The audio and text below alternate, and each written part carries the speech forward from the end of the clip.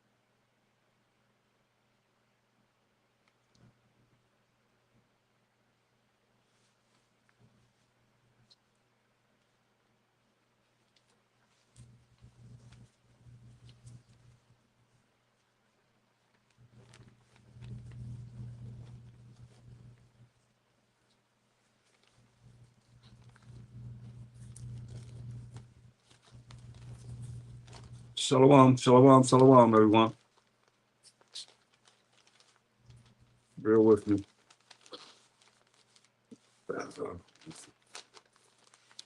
Find some more day.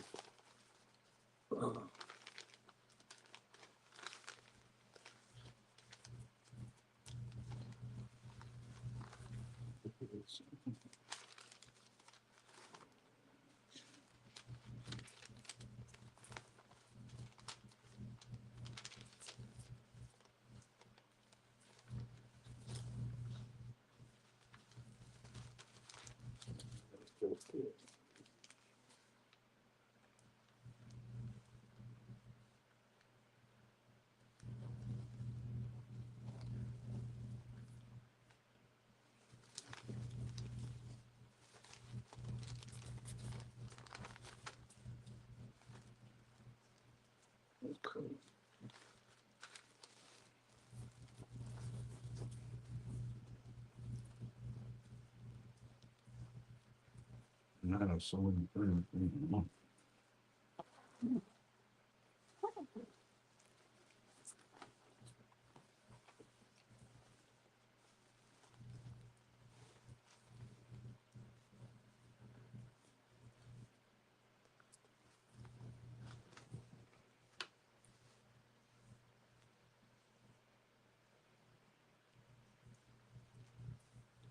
Okay, shalom, shalom, shalom, everyone. Welcome.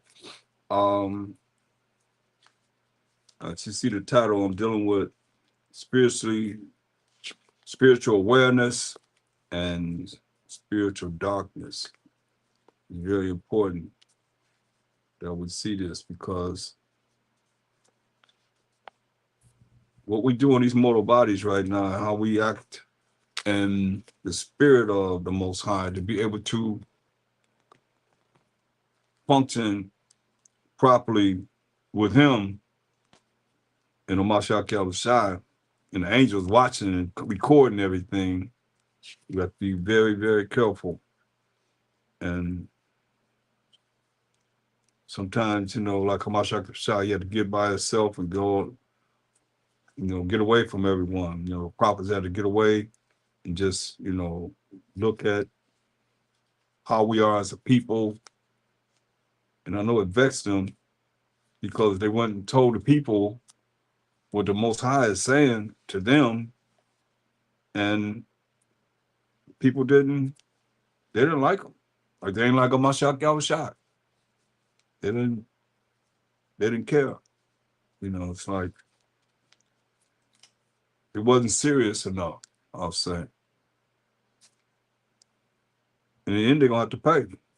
Like those that don't take this serious enough right now gonna have to pay. All of us. That's why you have to endure until the end, but you gotta endure right. You can't just endure being off until the end. You gotta endure and know how it is to be right and make your body that living sacrifice. Well, you don't want to do it, but you still do it. You don't feel good, you still gotta do it. Don't matter. You gotta keep on. What do you think? They stopped sacrificing for the atonement of our sins because they didn't feel good.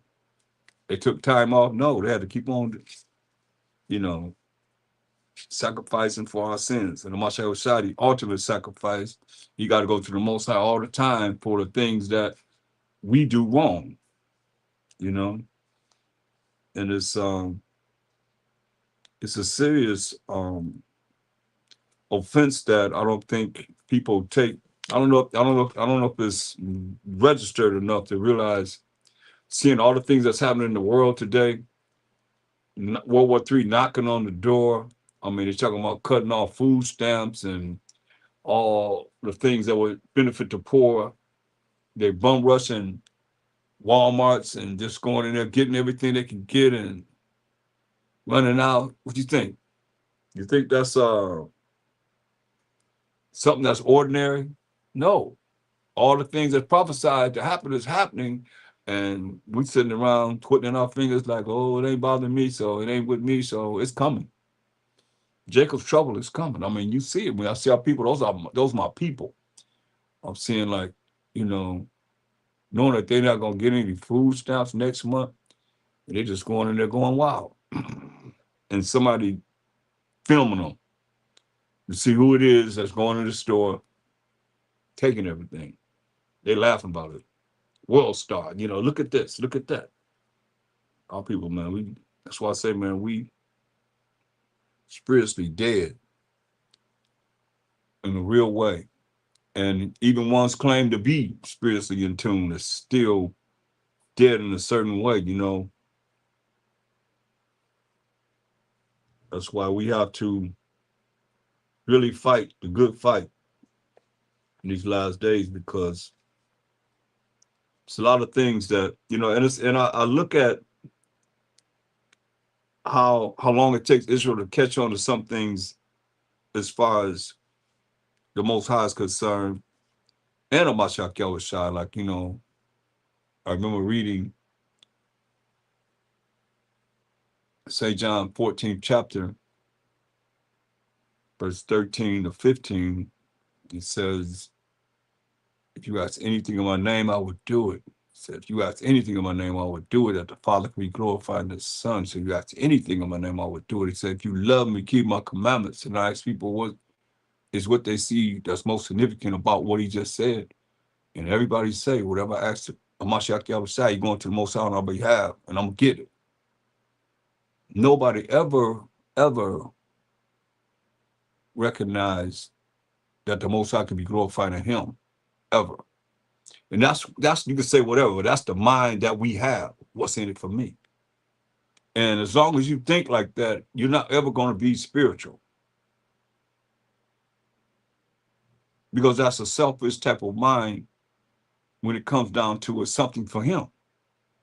The same one you want to go to the Most High to bring back what you want him to answer. But you forgot about him. And it's right there, coded right there, but nobody ever seen that. But we so spiritual. We so in tune. We so this, that, the third, whatever.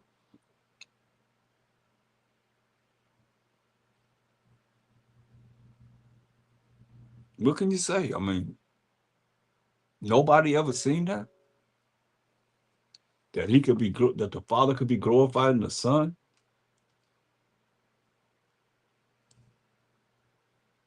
That he's going to get a benefit out of us doing what he say do to reach the Most High. And nobody really look. When you got to tell you what, you better read this Bible. You better look for the Most High first. Then Amashiach Yahushua. Then us. Or tell me I'm wrong. You come first? We come first? I don't think so. That's somebody. Just a moment.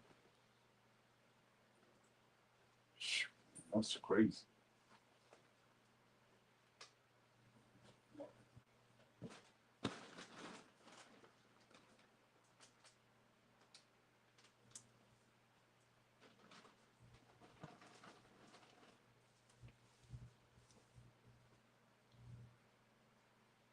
Don't come first.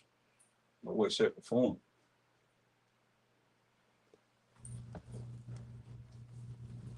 But that's where this world have you. Israel say in a minute, oh, there's no enchantment on the Israelites. Yeah, right. You know how we enchanted? I can show you right back here. I can show you the best we could be of those that taught everybody right back here. And we know the spirit has grown more since, they dropped the best they could be.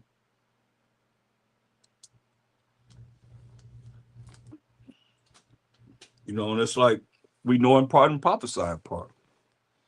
But the part I just talked to you about, the Most High, I challenge anybody on that one. He come first. If there's anything that you read in that Bible is for him, it's something that's pertaining to him, you better go with it. You better look at it. That's why we're in the condition we in.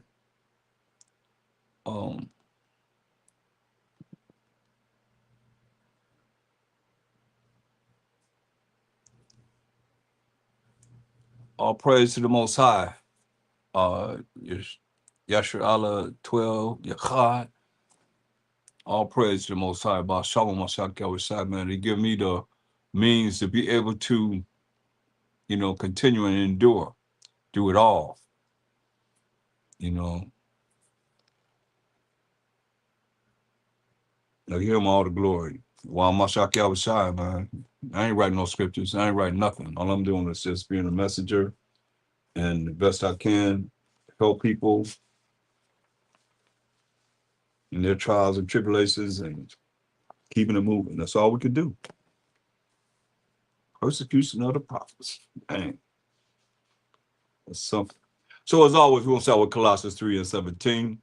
And whatsoever you do in word or deed, do all by Shalom Mashiach Yahushua. Giving thanks to the Most High and the Father by Shalom Mashiach Yahushua. So it's very important that we see more than what it is that is offered, so that you can grow too in the spirit and be tuned in more than what it is you've been given, you know. So this can grow, and you look around and you'll be able to do what I'm doing in a real way, better way, always shapes and forms. I mean, I'm just a messenger, just a servant, hopefully a friend of the Most High and of Mashiach Yahushua, and you can be the same. So, like I said, we got to be spiritually endowed with the Most High and the Mashiach Yahushua, or you'll be in spiritual darkness, you know, spiritual awareness, or you're going to be in spiritual darkness. I was just, you know, going over spiritual darkness and on the new moon. I was going over the light. I was going over the light. And it's very important that, you know, we see that the light is the commandments of the Most High is defined in Proverbs 6:23. That law is light. The Most High's law is light. So when you look at Mashiach Shai said he's the light. He's an example of that light because he did not sin. He kept the commandments of the Most High, right? So, like, he's the truth. The truth we know is the law, statutes, commandments of the Most High. He didn't sin. So he's the way to show us how to follow the truth, which is the law, statutes, commandments of the Most High that's going to lead to everlasting life, you know. And it's very important that we see this, because without knowing the definitions, then you just look at it, okay, well, and that's what Christian insanity people do. What is the truth? They'll say, I'm much outside the truth, because they'll go to St. John 4:16, you see, and that's not necessarily what he's saying. He's saying that, you know, he's the way to show you, he was an example to show us how man can follow the truth. He can follow the laws and the commandments of the Most High.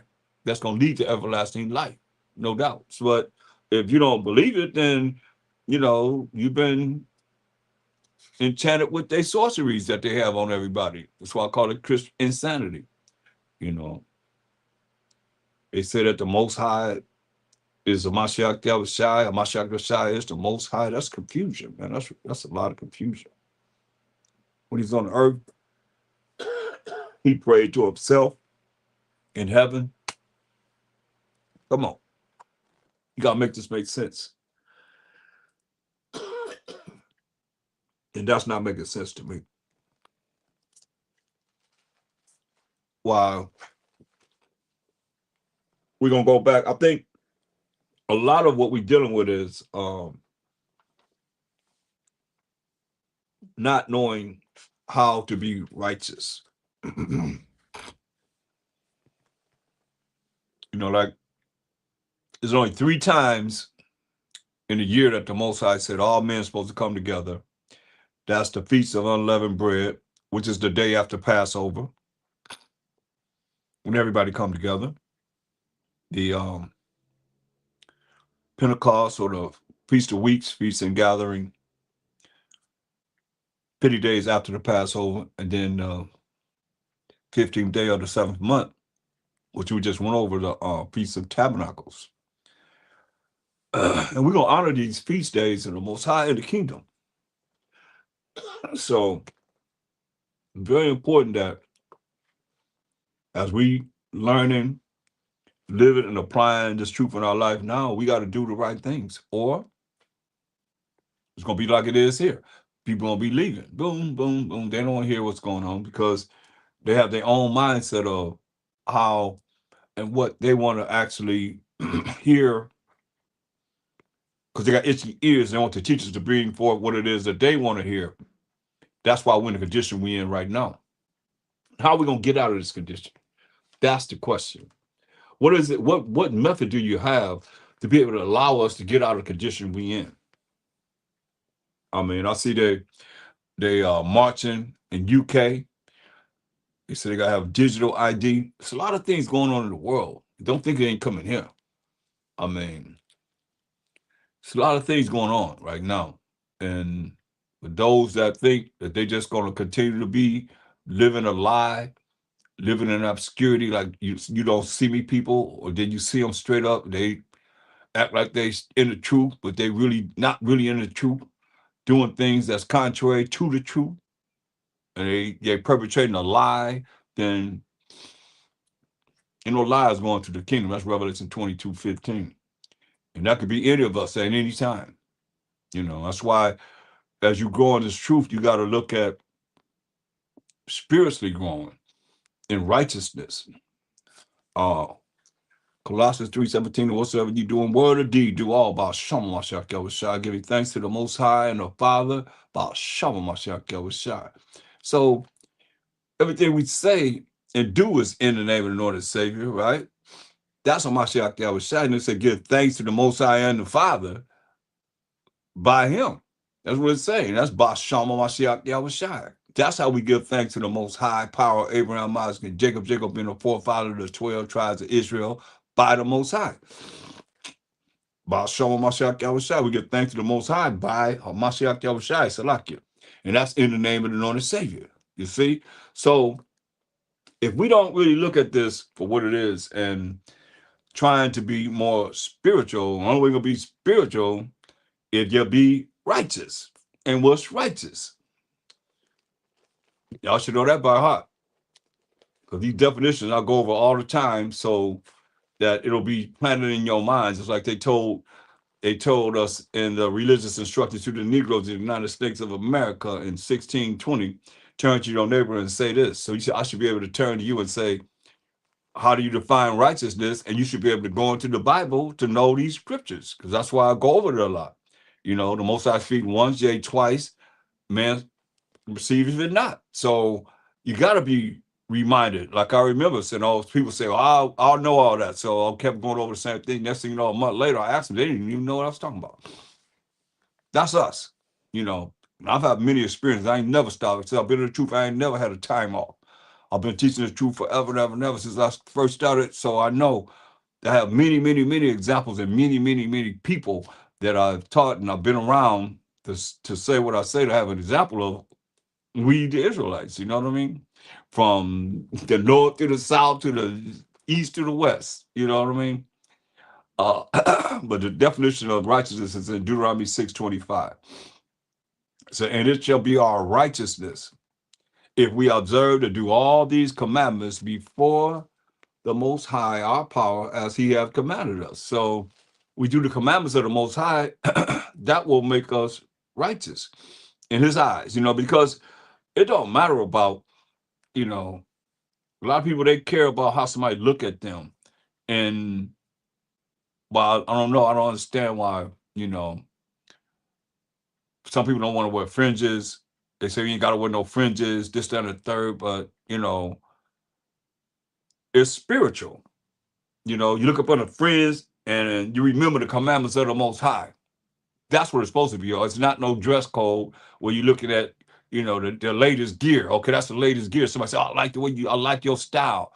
It's spiritual. You have opportunity to tell them, look, this is Numbers 15, 20, 38. I mean, Mosai said, wear fringe with the ribbon of blue, and it's spiritual to remember the commandments. But if you're not there, then it is a dress code. Like if you don't really take what it is that the Mosai said his feast days are, it's just an occasion to get some food. Like you used to go to barbecues, it's like a barbecue. Remember you go to barbecues? Oh, we're gonna be barbecuing. Oh, everybody got some food. Everybody want to be there, right? What's the difference? Most side feast day, oh, we're gonna know we have some food. Everybody going out of their way to make some food. It's like a feast. Like no different than when you have barbecue. But what's the significance of the feast? Look at Matthew 14:14. Matthew 14:14.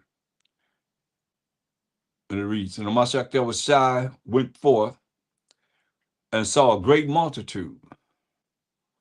This is a multitude of people. And was moved with compassion toward them. And he healed them all. He healed the sick. He saw this great multitude of people. Think about it. It's a great multitude of people. And it said he healed the sick. He healed their sick. Whoever was sick in that crowd was healed. That's powerful. And when it was evening, his disciples came to him, saying, "This is a desert place, and the time is now past. Send the multitude away." Say, send the multitude of people away, that they may go into the villages and buy themselves victuals, buy something to eat. But the Master said unto them, they need not depart. Give ye them to eat. And they said unto him, we have here but 5 loaves and 2 fishes. He said, bring them hither to me. And he commanded the multitude to sit down on the ground, on the grass, and took the 5 loaves and the 2 fishes, and looking up to heaven, he blessed and brake and gave the loaves to his disciples, and the disciples to the multitude of people. What do they have? They have 5 loaves and 2 fishes.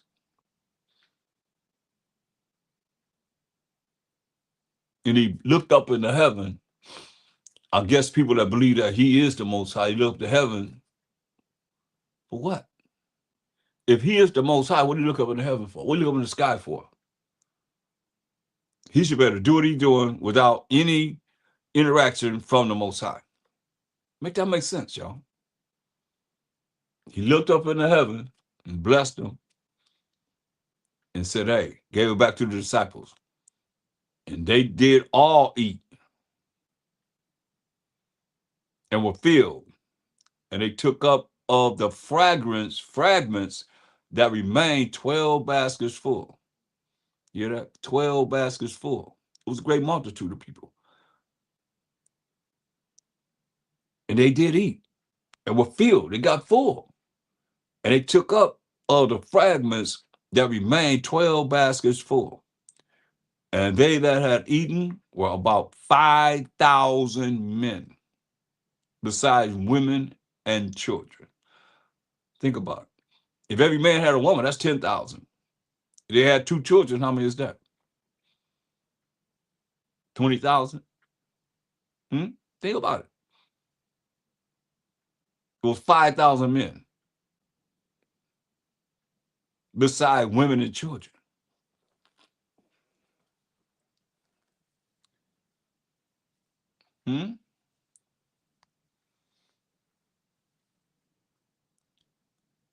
That's a lot of people. From what? 5 loaves of bread and 2 fishes. So you see, that's why the chief high priest and all them said, we got to get rid of this cat. He's doing too many miracles. Look, that's what they said. I mean, you're going to see it.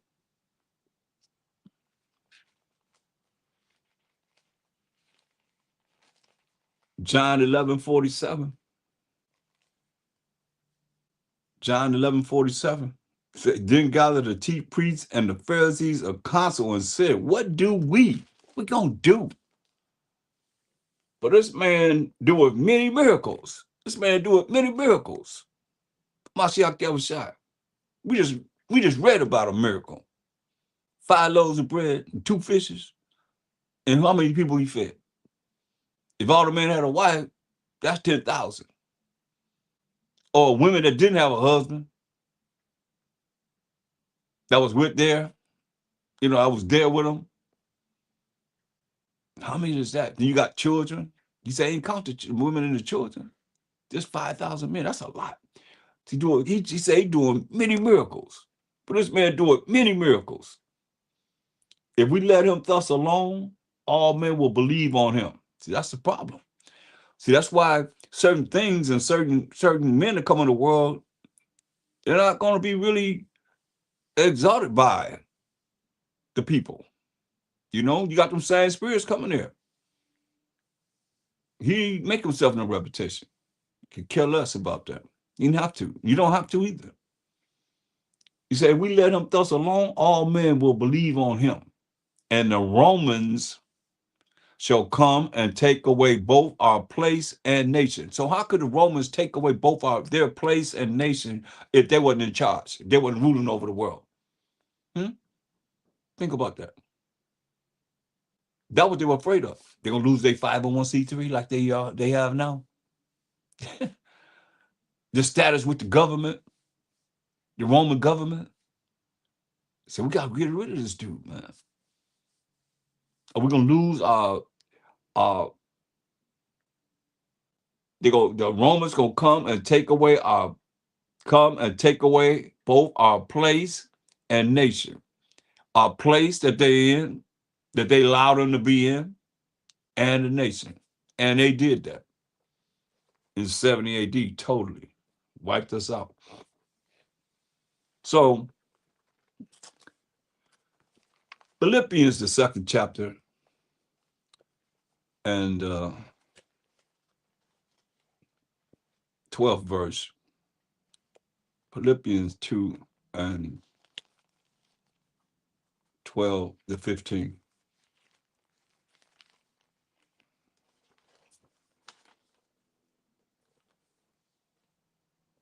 Wherefore, my beloved,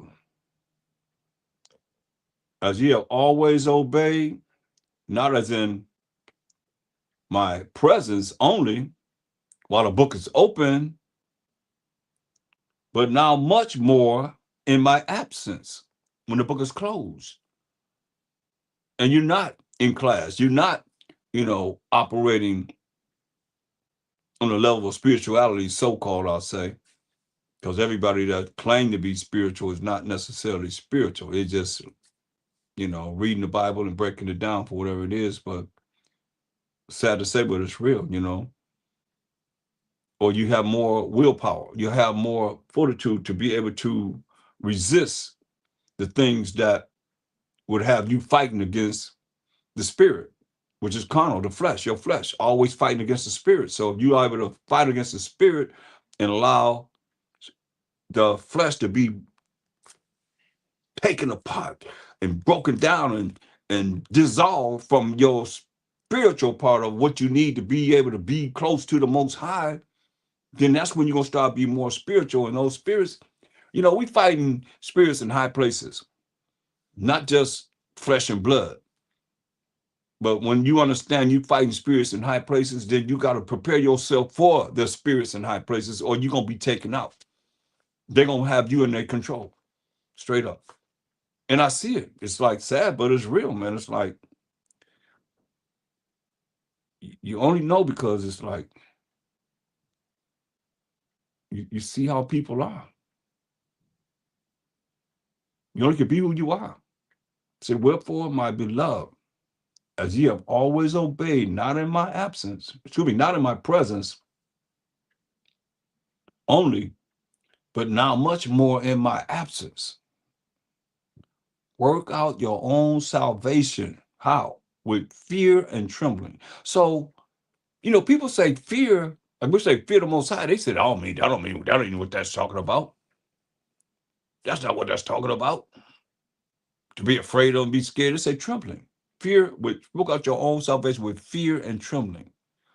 How do you break that down? Work out your own salvation with fear and trembling. When you're scared, you can tremble. It can scare you. You be trembling. I would say work out your own salvation with fear and trembling. But it is the Most High which worketh in you both to will and to do of his good pleasure. See, and his good pleasure is to do what he say do. Follow his rules and regulations, period. All the time. And not just, like you say, when the book is open, now all of a sudden everybody holding it down. And when the book is closed, now you got to operate for what it is you've learned.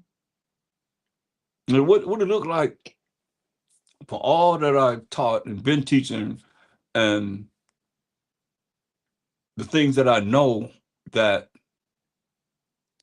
I digress to be able to deal with those that don't know, to be able to operate with me or you or whoever it is that have learned all the things you've learned and you apply it in your life to not apply it anymore behind what things that they don't know. Well, I say, okay, well, where's that in the Bible? I don't know. I don't know. It's you got to deal with their emotions, their feelings, but they can't really. They never read it in the Bible to be able to apply what it is that they feel in operating the way they operate. You got to hear what I'm saying? You know, it is very important because he said, "Work out your own salvation with fear and trembling." That means it's not going to be easy. You gotta be willing to take some bruises and bumps and whatever. You know, it said, do all things without murmuring and disputings. Can you do that? Can you do all things without murmurings and disputings? You know, mumbling, going off. It's like, certain things, I know there could be people come in, then boom, they be leaving, they leave right fast because it's something that they hear that they don't like, but they're gonna be held accountable for it. I don't think how people think that. Oh, I ain't gotta hear that. I ain't hear it, so I'm not responsible for it. Yes, you are. Because if the Most High called you to hear this and you turn your back away from him, you ain't turn back away from me because I'm reading the word. That's what I do, scripture breakdown. Do all things without murmurings and disputings, arguing back and forth about things. When people doing that, they not rolling with the Most High. Did he say think about it? No, he said do all things without murmurings and disputings, that ye may be blameless and harmless, the sons of the Most High, without rebuke in the midst of a crooked and perverse nation. And that's where we at.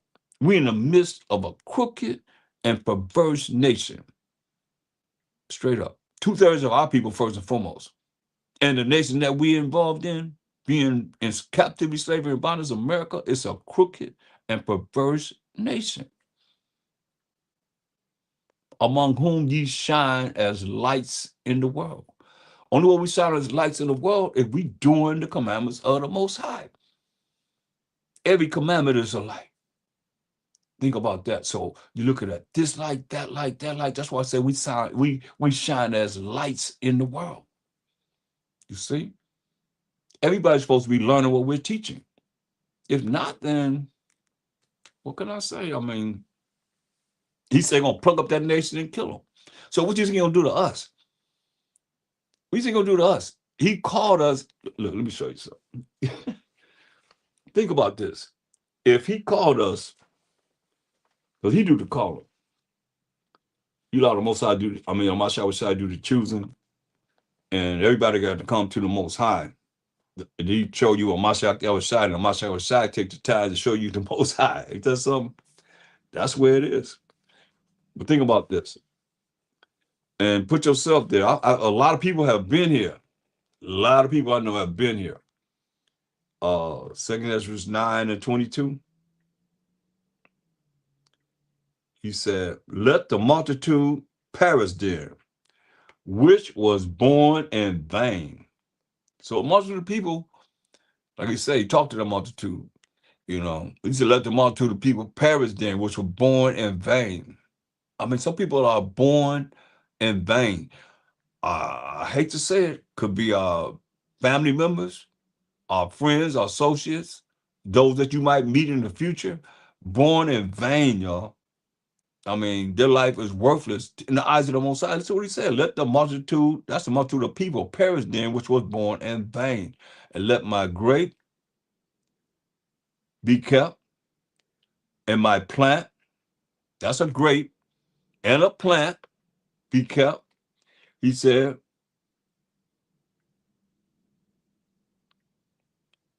for with great labor have I made it perfect.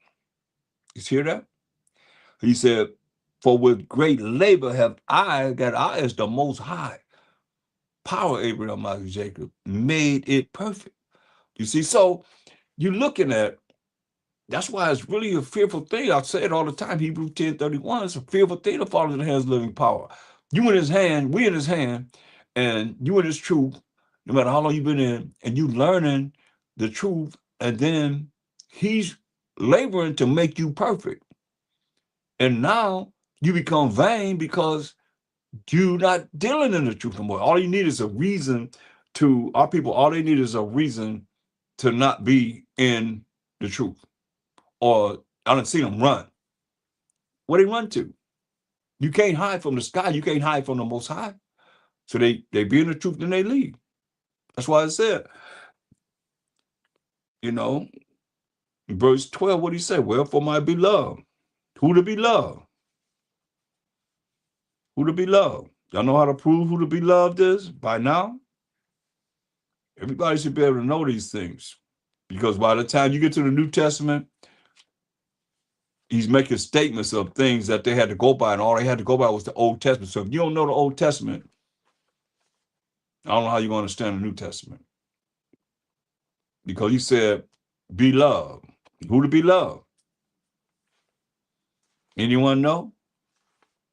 How you prove who to be loved is? It's very important because they'll look at that and say, oh, Philippians, oh, that's talking to the Gentiles, the Jews and to the Greeks, the Jewish people and the so-called white people, that's Greeks. That's all. Ain't talking about none of us, This day book. It ain't our book. Make that make sense. It don't make any sense. Who to be loved? Let's find out. Nobody gonna post it. Y'all don't know who to be loved are? How you prove who to be loved is? He said be loved. It's specific people. And when you know how to define what he's saying, nobody can gainsay on it. Beloved. Baruch 3:36. He have found out all the way of knowledge and have given it unto Jacob. That's our forefather, his servant, and to Israel, his beloved. See? So the Israelites are the beloved of the Most High. Well, we have to know the definition by the scriptures. I'll take the definition by the scriptures, then I'll take some dang on people that done took our Bible and come up with definitions on their own. How they crisp insanity, but now they know the truth.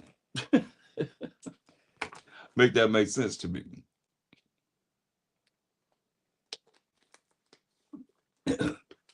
Well, I love the fact that Most High go to Isaiah 34:16. Isaiah 34:16. I love how the Most High gave us the basics to be able to identify anything outside from these scriptures. Learn this Bible frontward to the back, the last verse of Revelation 22 and 21. Everything in between. That's the puzzle that is. Then you look outside of here and you can see whether or not it's right or wrong. I love the brothers I came in with. They that's one thing they made sure that, they taught us, hey, learn this Bible. Learn this Bible. Learn what this Bible is talking about. Then you can look outside any books or whatever. I have amazing facts. I mean, it's thick books like this. That's information that coincides with the Bible. Books, if it don't coincide with this, then, what are we looking at it for? It's got to be, you got to get understanding to the precepts. It got to be precepts pertaining to whatever it is you want to get. Look what it says in Isaiah 34:16. It says, seek ye out of the book of the Most High, which is the Bible, and read. First thing you got to read. Read. No one of these shall fail. None, no book shall want her mate. You can't match no book with the Bible. I challenge you. Show me a book that gives prophecies as the Bible have, and still we're looking at prophecies that's going to happen as the Bible is giving us. You're not going to find it. What did he say? No, unless you don't believe in the Bible. He said, none shall want her met. Can't match no book with the Bible. For my mouth it have commanded, and his spirit it have gathered them. So the Most High mouth gathered the concordance. The Most High mouth gathered the Strong's concordance. The Most High mouth gathered his spirit is gathered, these other books that these other nations have brought forth to say this is what it means. No. No. Well, I suggest you stick right to what it is that, or learn what it is that we all been taught. If you don't know, ask, because that's basically where I'm at. I'm old school. I'm old school and I'm new school. I'm old and the new, but I go to the old to the new.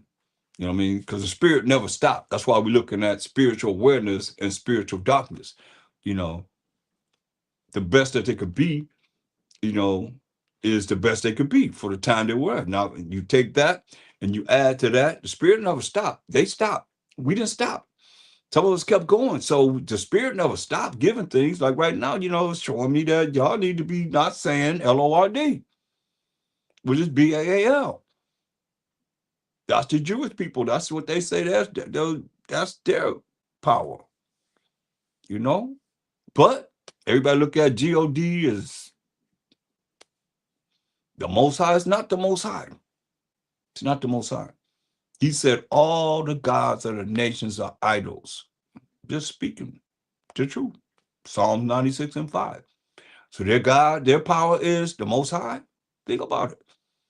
And they're the ones that publish the Bibles. They're the ones who took things out, put things in. You know? This is what you're looking at. They don't want this to be spread out. Why would they? They want their kingdom to last forever and ever and ever.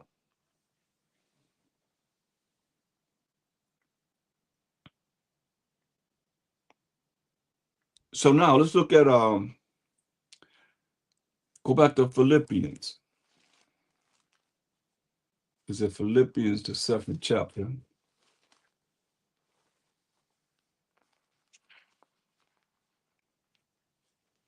Because these are things I know for a fact, certain things that have come out through the spirit of the Most High, or praise to the Most High, that's spiritual. Like what I'm telling you now. You know? Stop saying that. If you love the Most High, if you don't want to be visited by the Most High, I'll say that. It's filled within the Father's hand of living power. Especially you done heard it.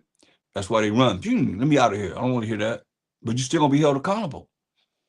Because you was in here, brought you in here to hear it, and you ran. So you're still going to be held accountable. There's no way you can run. You can't run from the sky.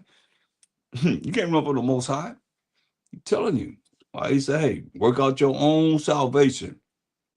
We as individuals with fear and trembling. You think you're going to call the Most High that? And it's said, this is what we're going to do. This is what they have done. And there's no consequences behind that. Oh, yeah, that's why, you better learn this Bible. Like I say, ain't nothing can be matched with the Bible. Let the Bible define itself.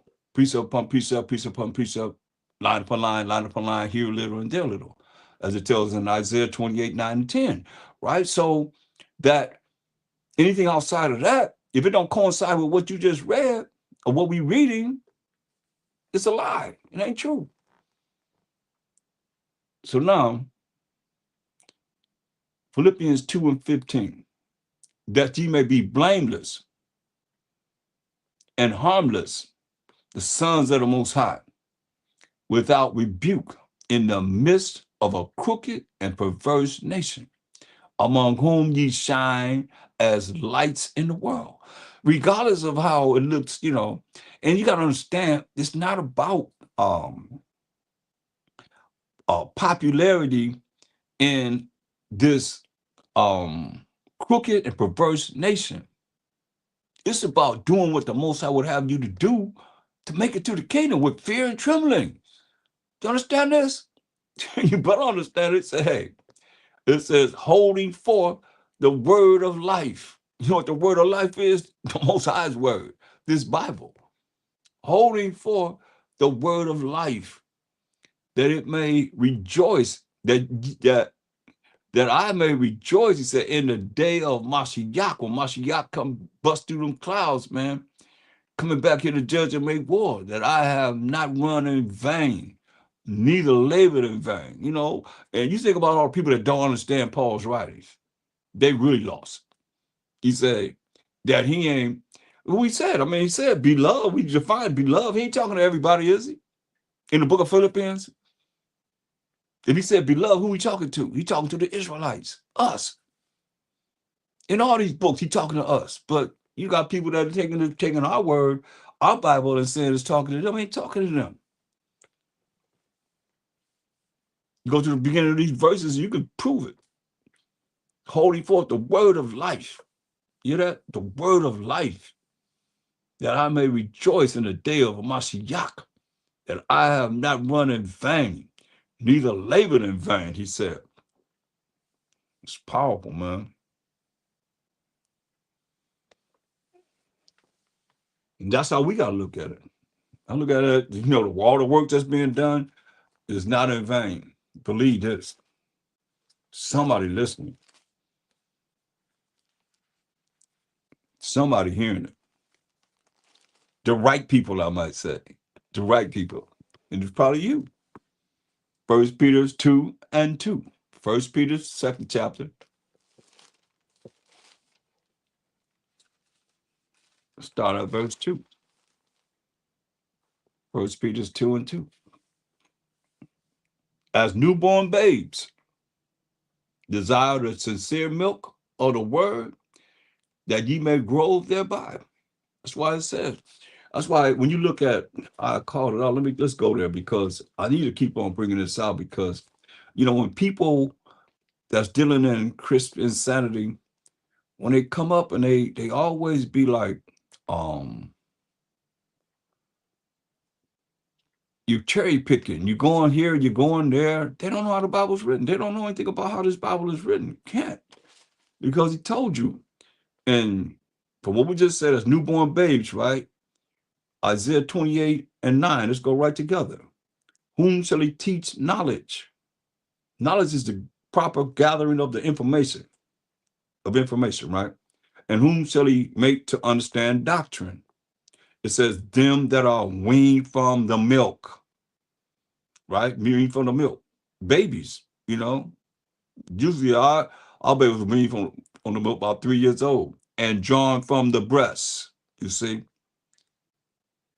So now, we say, for precept must be upon precept, precept upon precept, I just said, line upon line, here a little and there a little, right? So that's why you go to one scripture, like I'm here, right here, when we just read in, perfect example, 1 Peter 2 and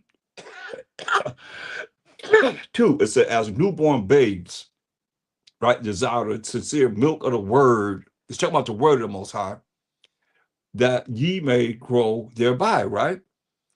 In the word. So now you see in Isaiah 28 and 9, he's saying, them that are weaned from the milk and drawn from the breast, right?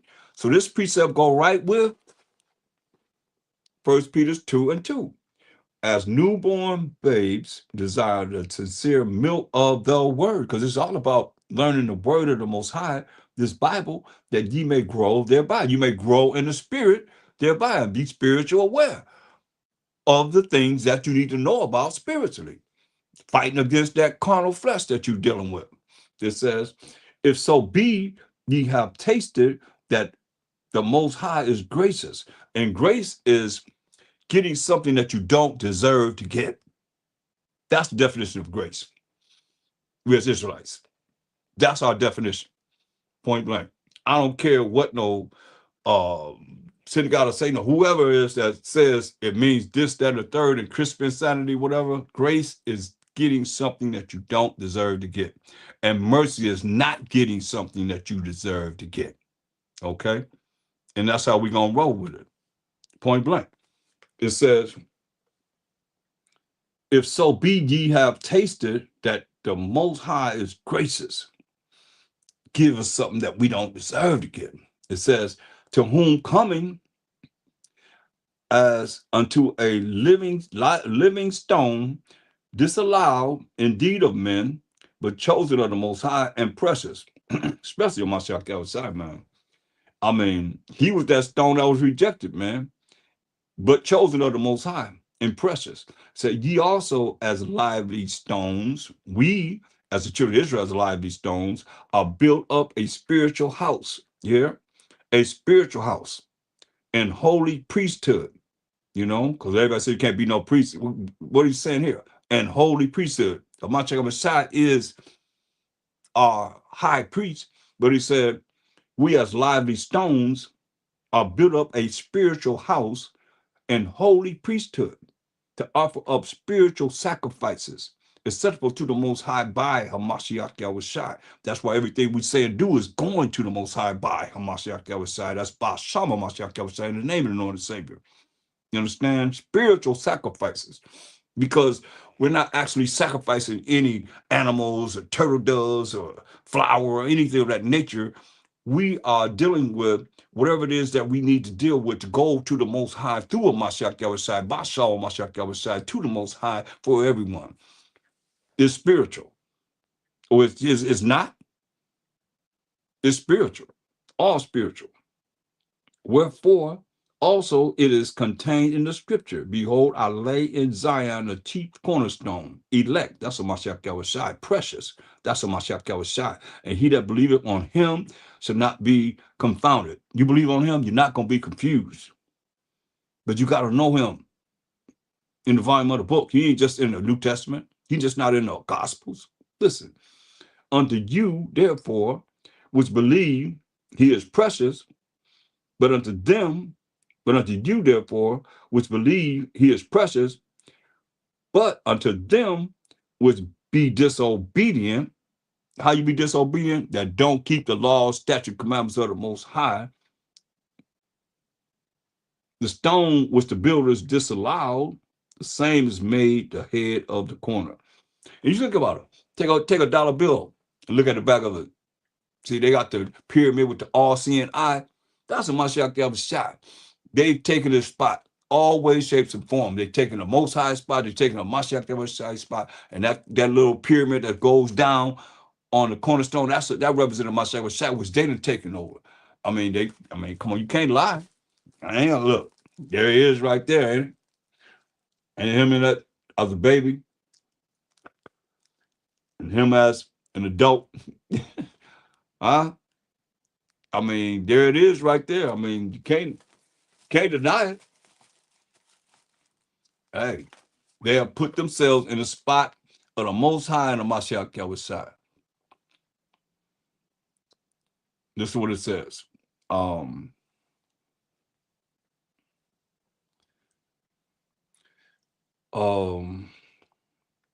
Verse 7, until you, therefore, which believe he is precious, but unto them which be disobedient, those that disobedient, don't really follow the law, statutes, commandments of the Most High, the stone which the builders disallowed, the same is made the head of the corner and a stone of stumbling. So let you know that he's not going to just be understood.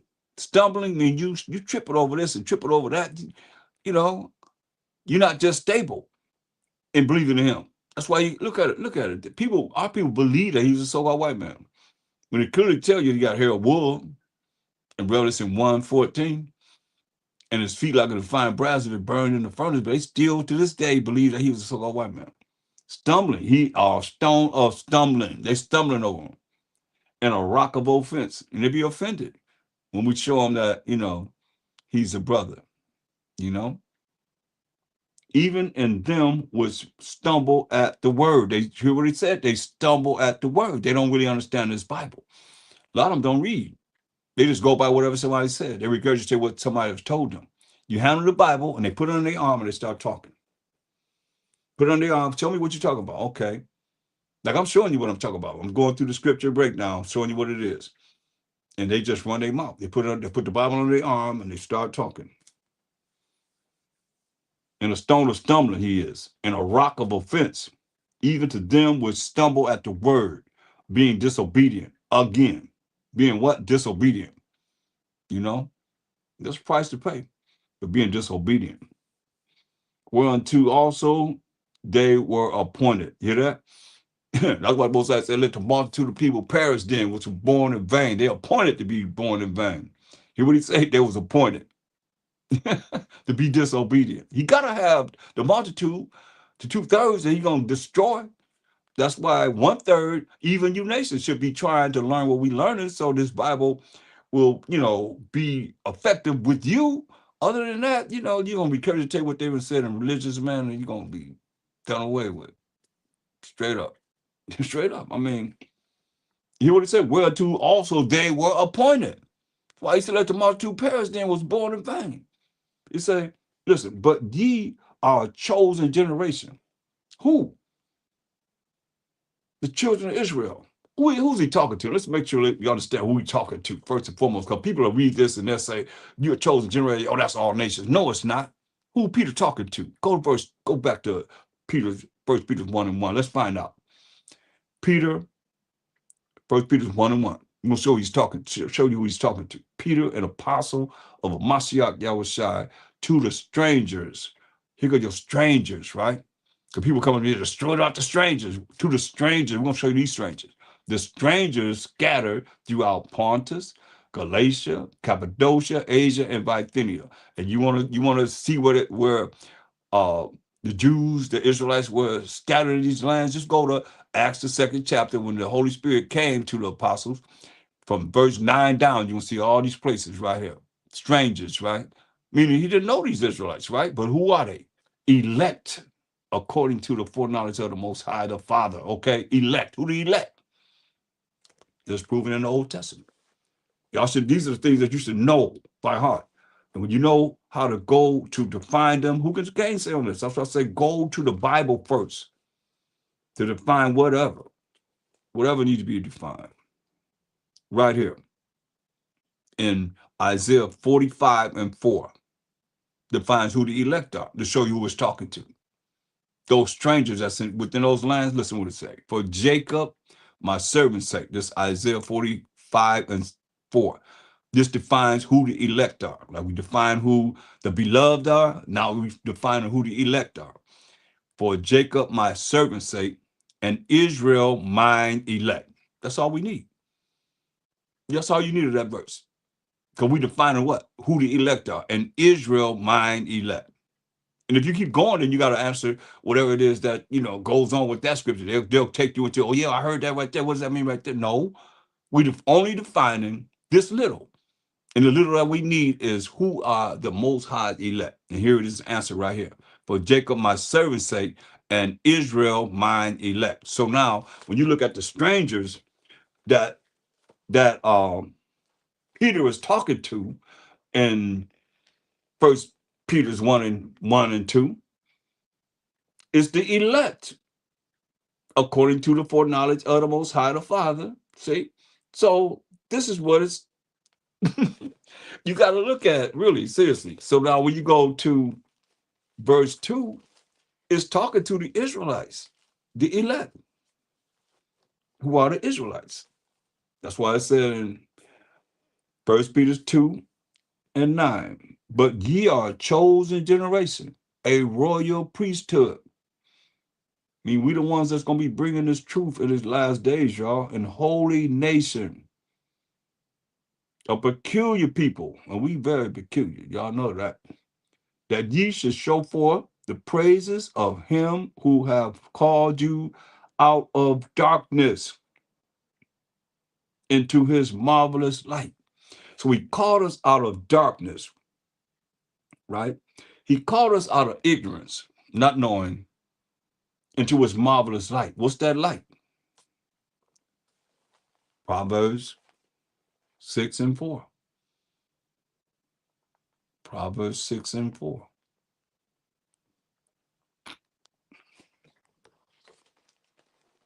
Defines what the light is, to his marvelous light. And these are the things that the world is against. When you see what it means, they're against this. Religious and so forth. Well, you got to tell me which one's following this. What really is in the light when we see what the light is?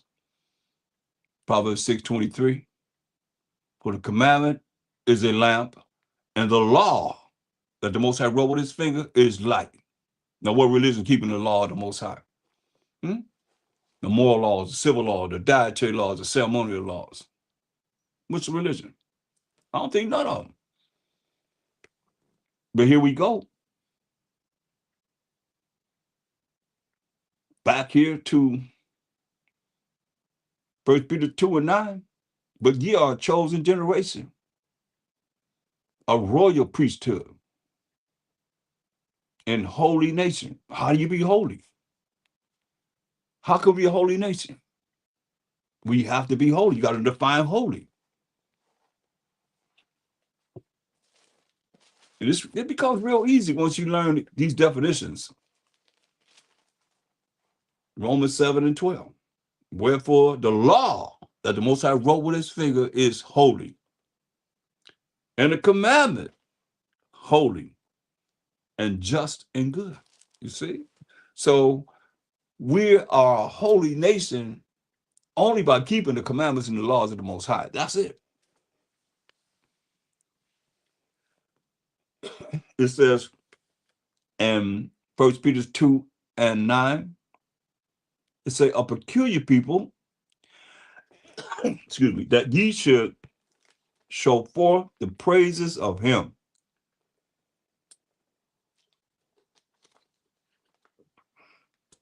Now you tell me this.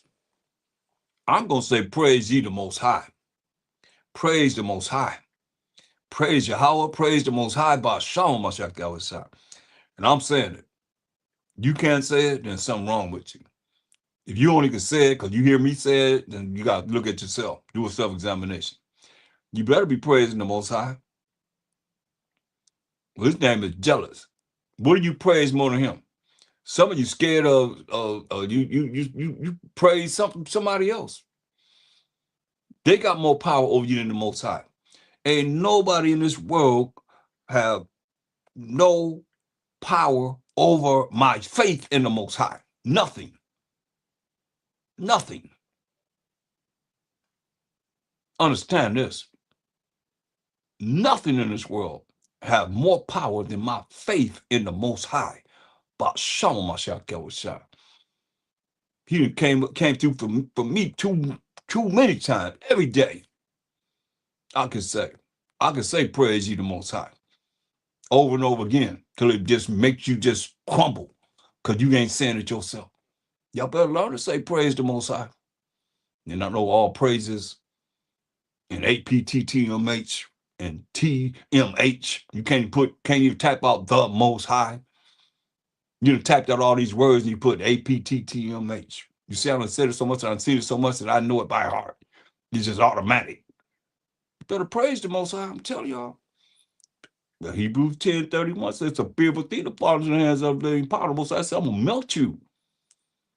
He's consuming fire. He's fire, y'all. He coming back with fire.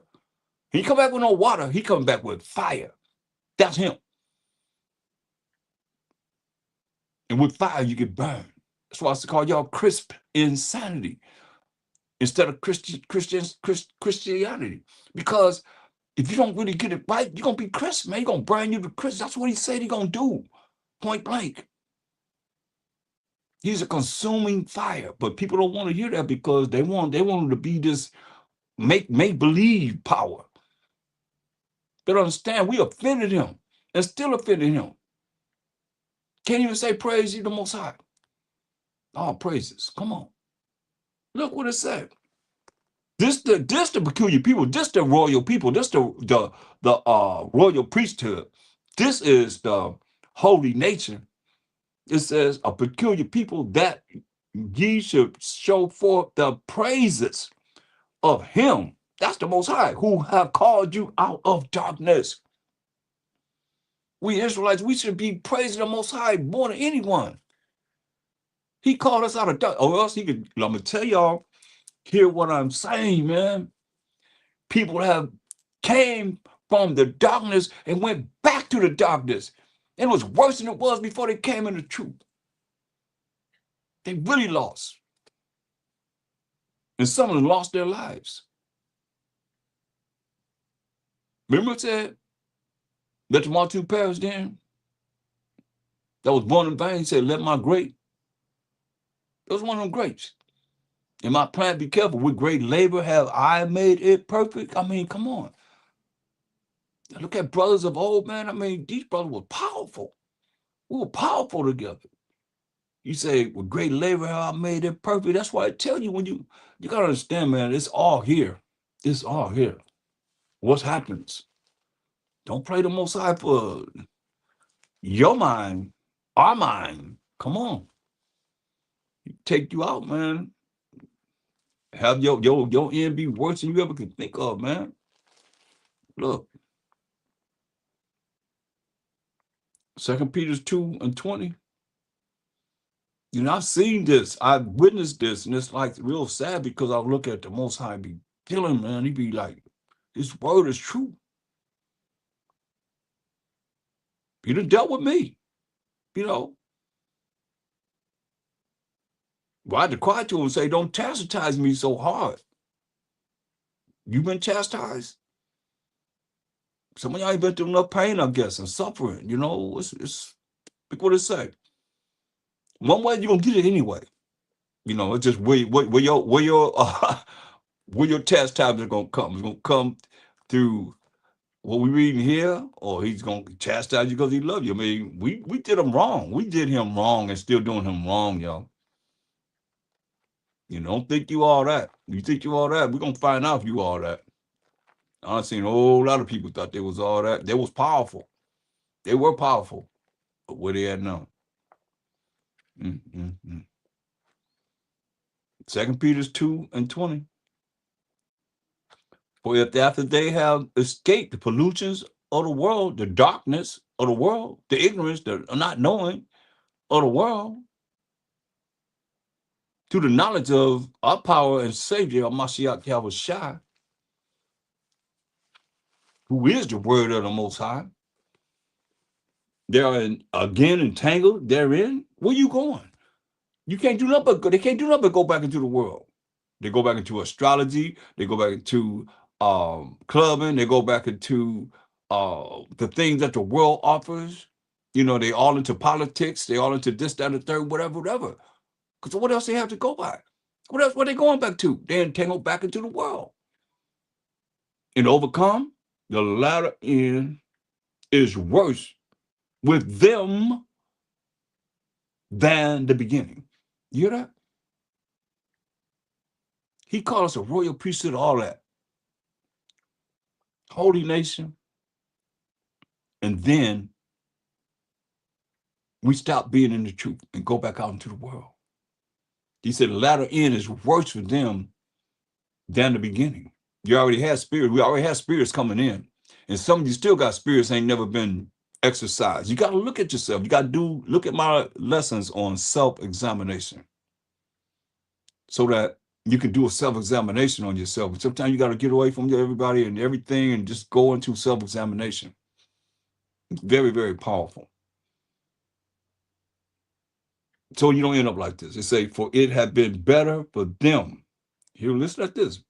Talking about us, we the Israelites, not to have known the way of righteousness. And we define righteousness, not to have known the way of keeping the commandments of the Most High.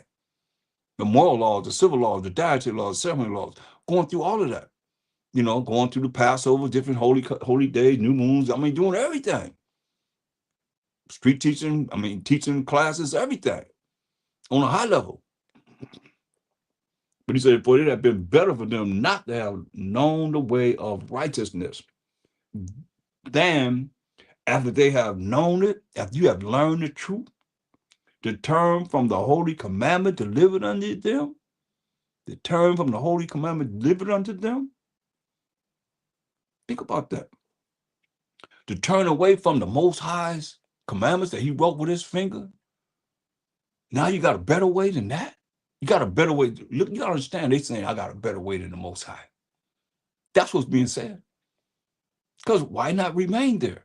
You know, that's one thing I'll say, you know, because I had an opportunity to just, you know, go back where I was at, man. I mean, I was in the music industry. I was I was in the music industry. I was, dealing with whatever I want to deal with, however I want to deal with it. I mean, whatever level I want to be at, straight up. And I was like, nah, man, this is more important than anything. Nothing's more important than this truth. And the Most High and the Most High shall shine. It's so important, y'all. You gotta understand this. Go back into the world. Look what it said. But it has happened unto them, all of them. So many brothers and sisters, y'all. According to the true proverb, the dog, call you a dog, is turned to his own vomit. The dog is turned to his own vomit. Again, hear that? You went back to his own vomit again from where it came from. Only as a condition. And the soul, call you a nasty, filthy, man, nasty pig that was washed, cleaned you up through the word to her wallowing in the mud, wallowing back in the doo-doo and slop and eating your food out of doo-doo. Just nasty, filthy, man, nasty, y'all. And that's real. I mean, the things that I've seen in my time in this truth and seeing the beliefs of people, how it's sad, man. It's real sad how he just, it's just unbelievable. But it's got to be believable because I believe in his word. I believe in what it says, and I've seen it. Most High, like I say, I got faith in him. He has showed me these scriptures to be true through people. And the things that I've seen them go through, man, it's sad. We all gonna go through something. Like I said, you're gonna be, if he love you, he gonna chastise you. You're gonna go to chastisement. And some gonna have to deal with this because go to Luke, the 12th chapter, real quick. Because I was talking about, I want to make sure you understand. Luke 12, go to Luke, the 12th chapter. This what happens. Why do you call them dogs? He's gone back to his own vomit. This what happens. Um, um,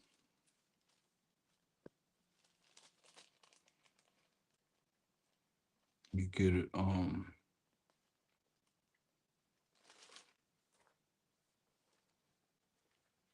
Let me find it. Hold on.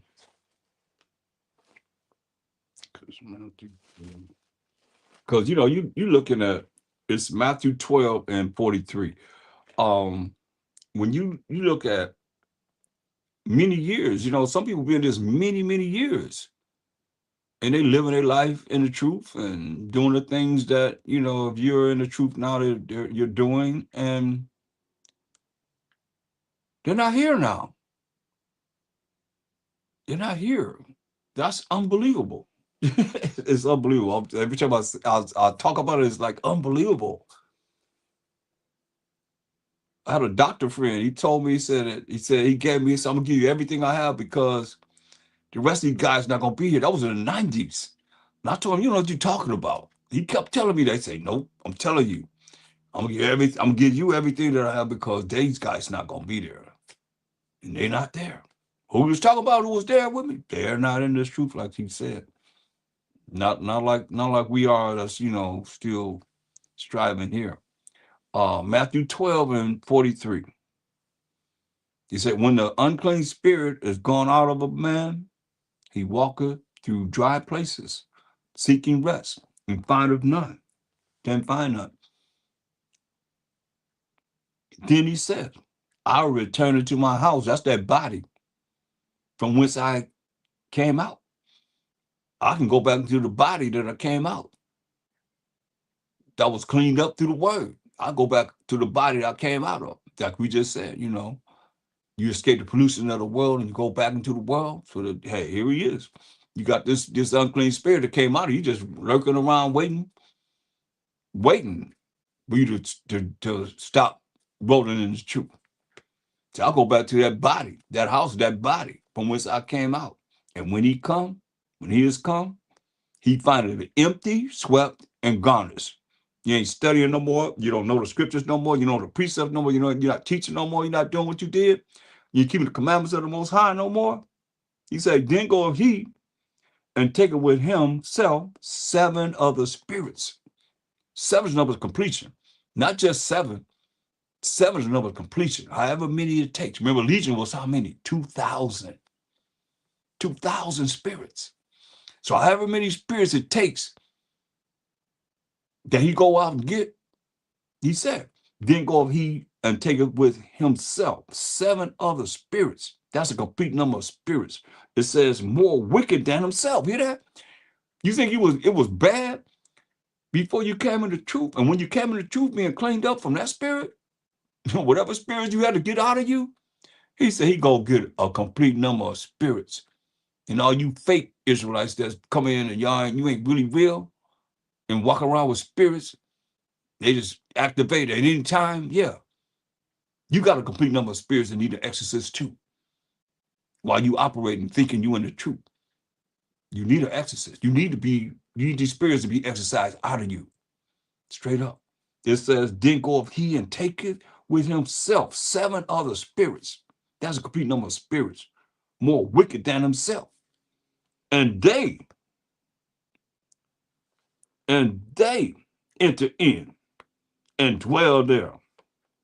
And the last state of that man is worse than the first. Even so shall it be also unto this wicked generation. You hear that? And it's a wicked generation we're in right now. Okay, how you look at it. It's worse than it ever been in this world. He said it's going to be worse. He said it wasn't for the elect say, most I make the time short, but the elect say, would no flesh be saved? Check it out. That's the time we're living in right now. They push that button, poop, push that button here, push that button there. And he said, one, but the elect say, well, he got to make the time short. That's what he said. Even so shall it be also unto this wicked generation. See that? So that's what happens to people when they think they rolling in the spirit and they roll out of the spirit.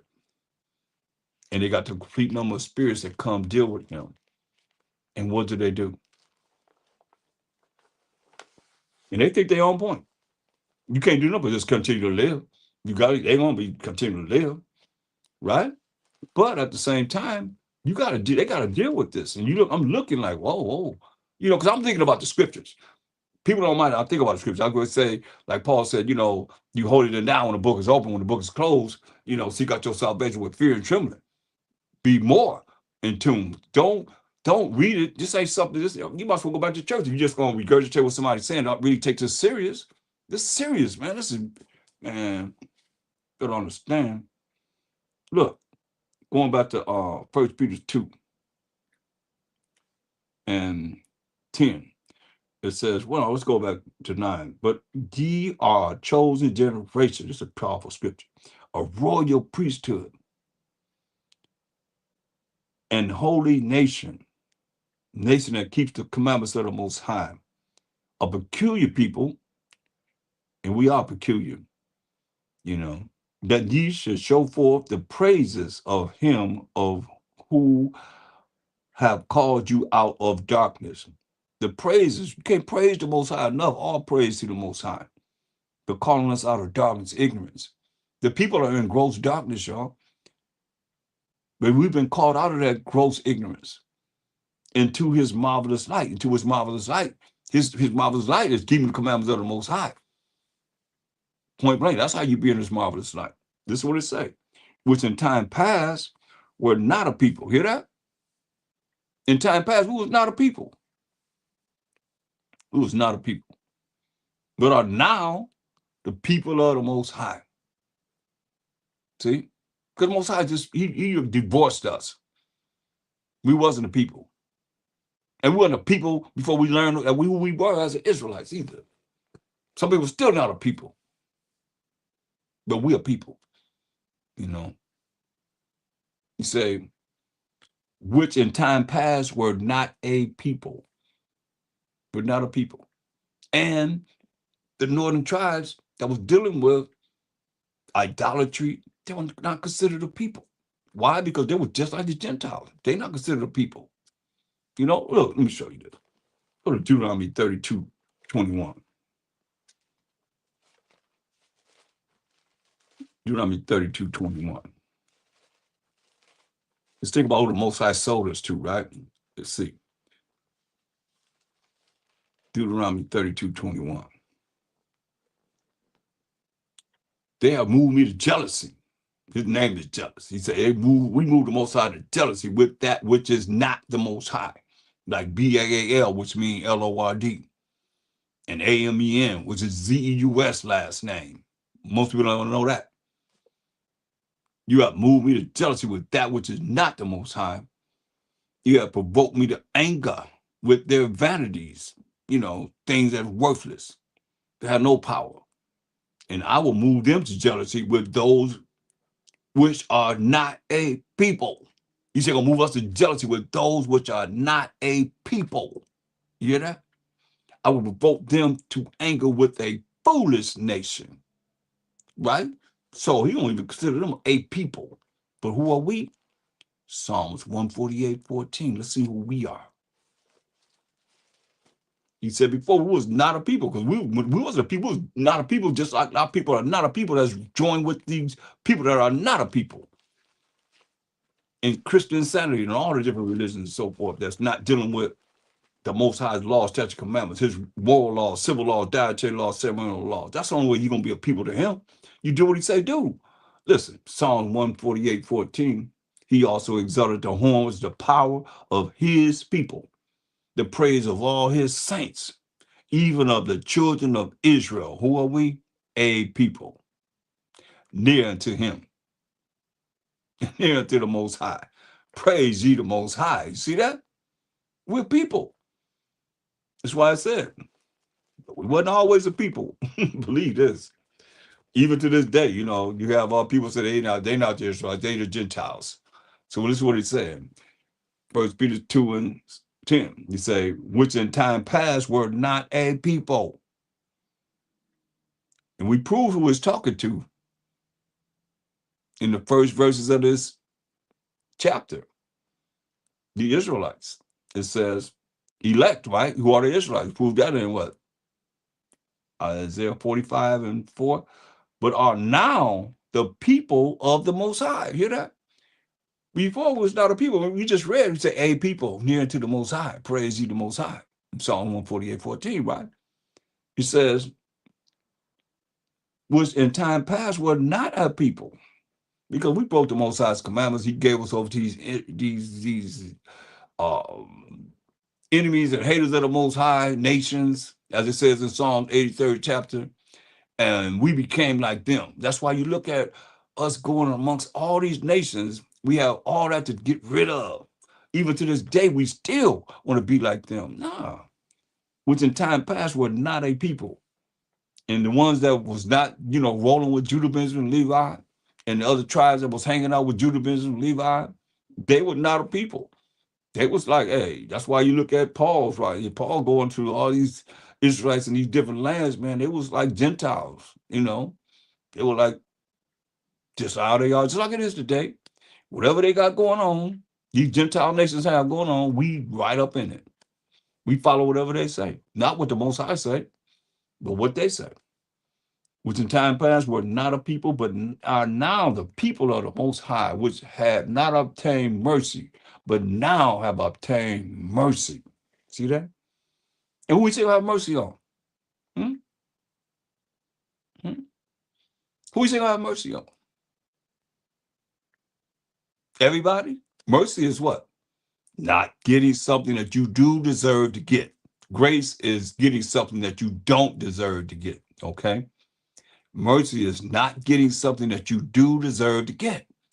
And grace is getting something that you don't deserve to get, okay? So this is what it says. But now have obtained mercy. Not getting something that we do deserve to get. And he said, hold that.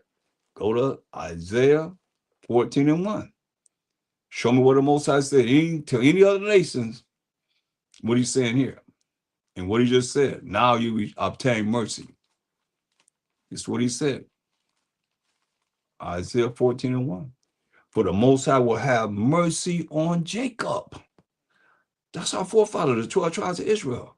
And will yet choose Israel. See? And set them in their own land. What the Most High gonna do? And the strangers, these other strangers that everybody be concerned about, these other nations, these strangers shall be joined with them. And they shall cleave to the house of Jacob. They're gonna be cleaving to us. They're gonna realize the Most High is with us this time. It says, and the people shall take them, these strangers, these other nations, and bring them to their place. We're going to take them and bring them to their place where they're going to live at. And the house of Israel shall possess them in the land of the Most High for what? For servants, men slaves, and handmaids, women slaves. And they shall take them captives, whose captives they were.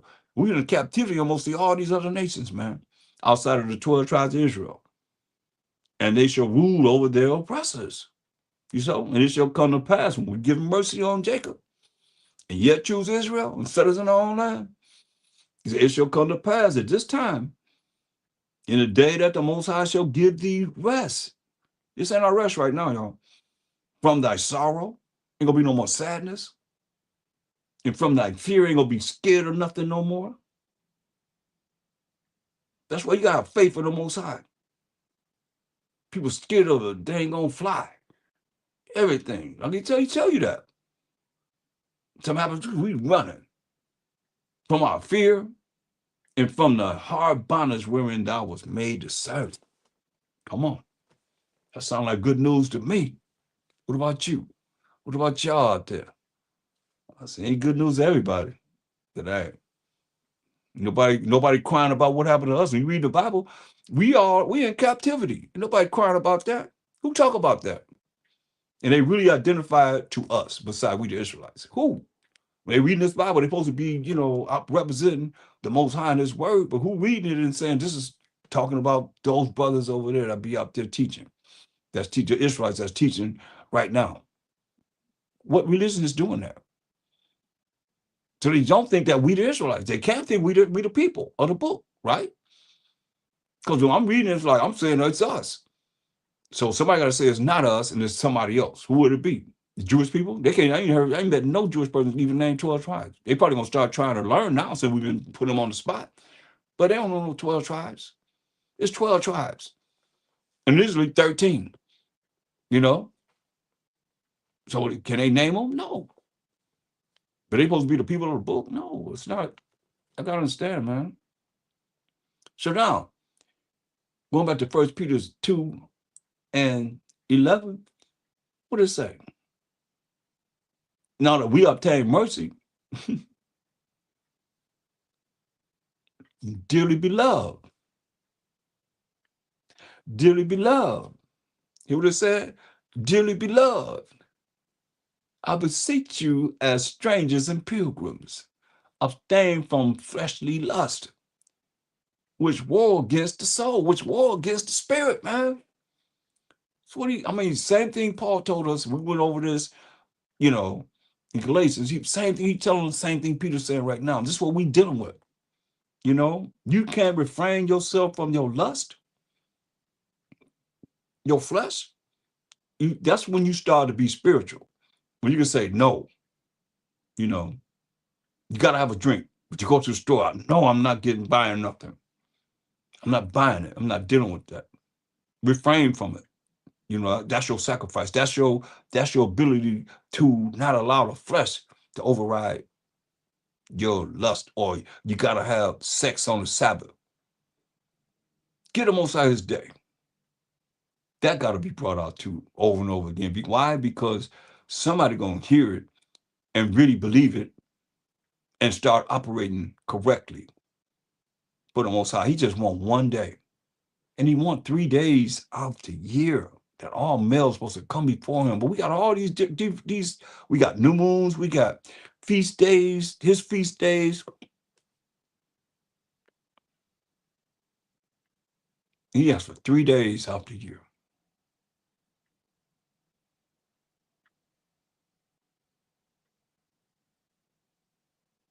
He said, dearly beloved. Who the beloved?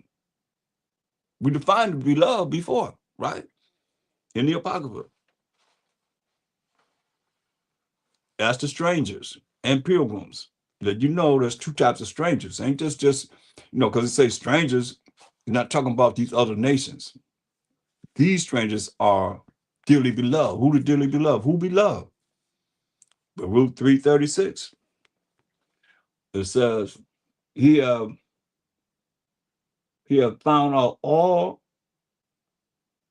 the way of knowledge, and have given it unto Jacob, his servant, and to Israel, his beloved. Can't get no clearer than that. Israel, his beloved. So the beloved are we the Israelites.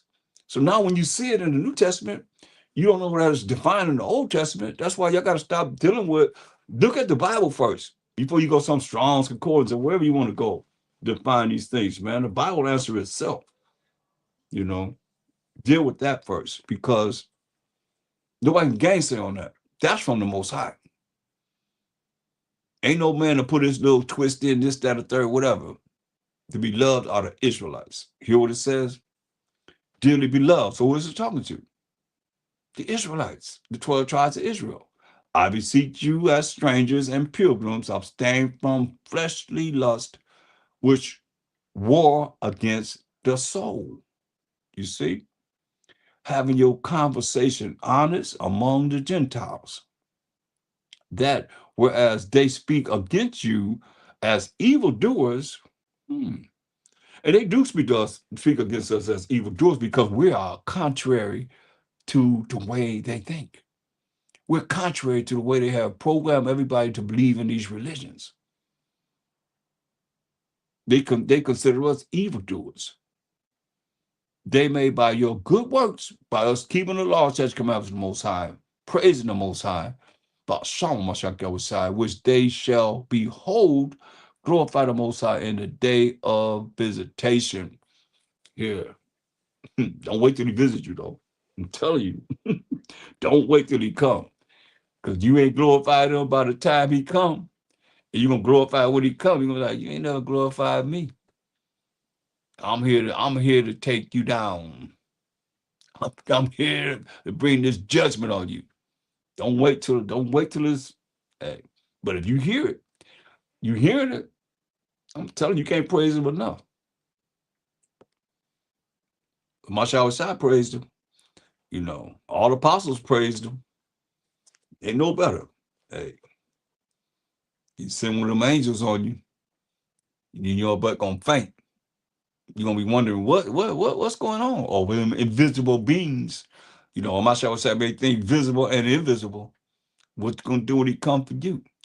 See, people be afraid. You think they ain't fear the Most High, but you gonna fear what it is that He created on this earth that you ain't never seen, or you seen. I done seen all kind of different things, visible, invisible, all of that.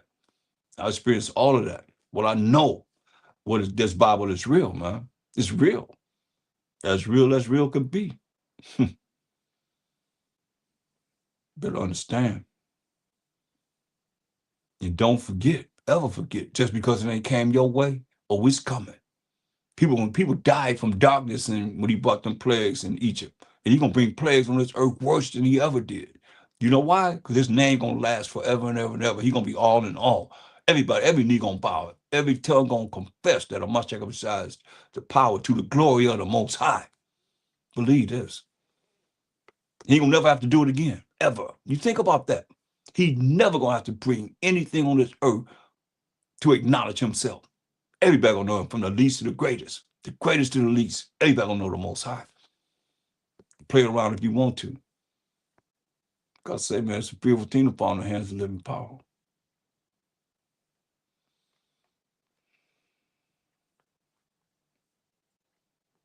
Go to Romans, the 12th chapter. Romans, the 12th chapter, verse 1. I beseech you, therefore, brethren, by the mercies of the Most High. Mercies meaning not getting something you deserve to get many times. Not getting something that we deserve to get many times, man. that you present your bodies as a living sacrifice. Holy. First thing it says holy. We know holy is defined. We just find that in Romans 7 and 12. Before you get to Romans 12. He defined holy, what holy is, before you get here. And that's Romans 7 and 12.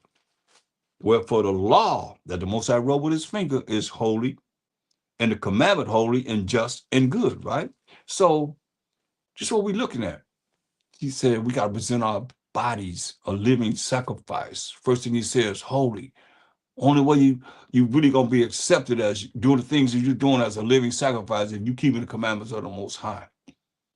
That makes you holy, acceptable to the Most High, because you're doing what he say do. 1 John 5 and 3. But it's the love of the Most High that we keep his commandments, and his commandments are not grievous. Still coming back to his law, y'all. Acceptable unto the Most High, which is your reasonable service. Say reasonable service. Reasonable thing you can do. Least thing you can do, he said. No biggie. And be not conformed to this world. Be not conformed to this world, but be ye transformed by the renewing of your mind. And, we dealing with spiritual awareness and spiritual darkness. So we getting both sides of the spectrum as we go through this lesson, you understand? So you got to take in both sides of, so you know how to operate. And be not conformed to this world, but be ye transformed. That's transforming. That's renewing. Let me read it. Transformed by the renewing of your mind. The way you think is very important, because if you still think like you were of old, then you're not in the truth.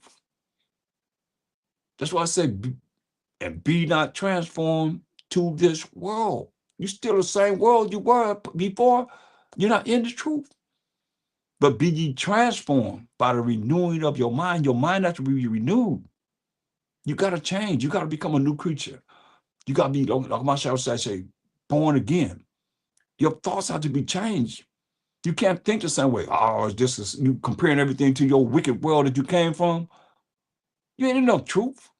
Listen, compare everything to this Bible, what this Bible says. And be not conformed to this world, but be ye transformed by the renewing of your mind, that ye may prove that is that good. Remember what's good? What's good? We just read it. He just told you in Romans 7 and 12. The commandment is good. The law is good. The commandment is holy.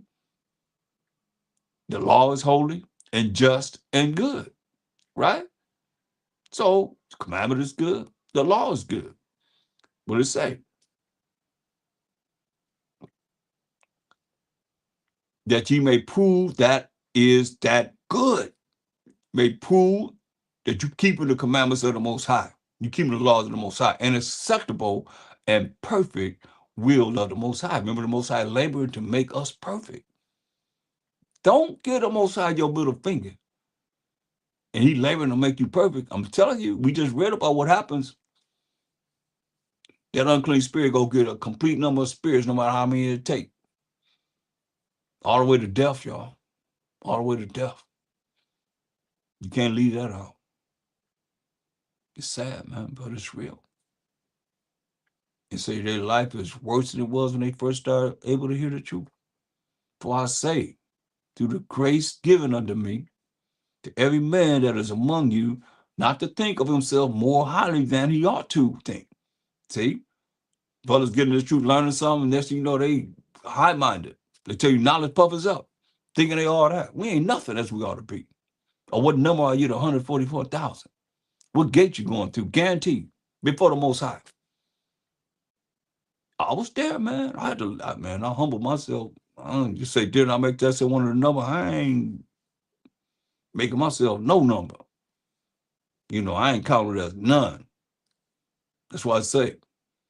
I'm talking about when I'm going by what I see, what I've seen in this Bible, what I've read about the prophets and how they felt and how they dealt with the Most High. You know that? You need to know how Mashiach said, don't call me good. He said, good master, don't call me good. Ain't nobody good but the Most High. Are you rolling like that? Or how you doing? I'm good. Because you following trend of what the world says. He said, be not conformed to this world. The world say, hey, how you doing? I'm good. Hamashiach say, only ain't nobody good but the Most High. But you say, you'll come up with excuses. Oh, I can say it because, here we go right here. This man is good, whatever, No, I'm going to go by what Hamashiach, who know better than him? So you going to teach us 1,000 years like he is? I think he do know. He was hanging out with the Most High through all the Old Testament from the beginning of the world. Came down here in the flesh to deal with our wretched butts and die for us. Went back on the right-hand side of the Most High now, where he came from. He want that glory with the Most High he had from the beginning before he even thought about this world, man. That's what he asked for. He didn't ask for no glory that he had with the Most High have to deal with this wicked world. Yeah, he want that glory that it was just him and the Most High. That's what he wanted. He asked the Most High, give me that glory I had with you before the world was made.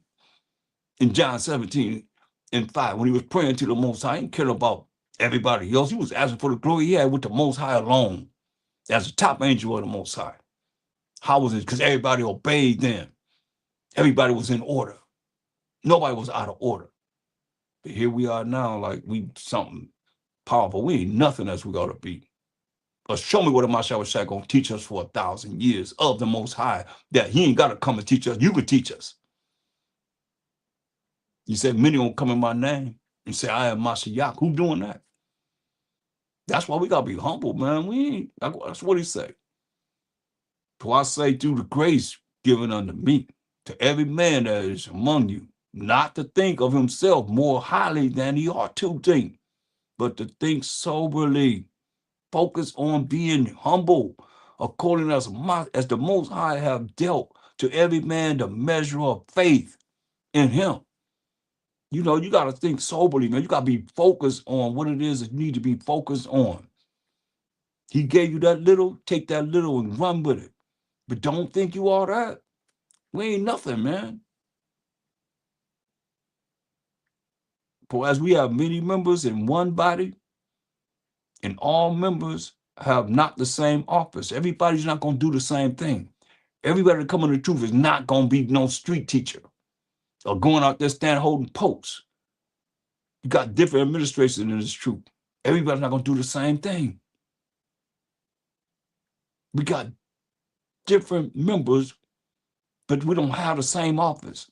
So we, being many, are one body, Bashama Mashiach Yahushua, in a Mashiach Yahushua, in the name of the Lord and Savior, and every one member is one of another, man.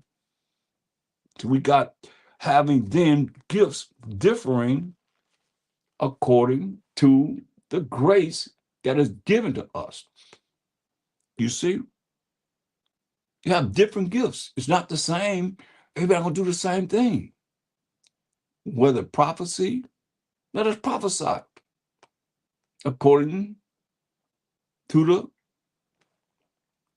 proportion of faith. If you prophesy, you know about what's going to happen in the future. You got all these plagues that's coming on the earth, and the World War III down. You got, Revelations and Daniels and Ezra, all these different scriptures down. Prophesy about it.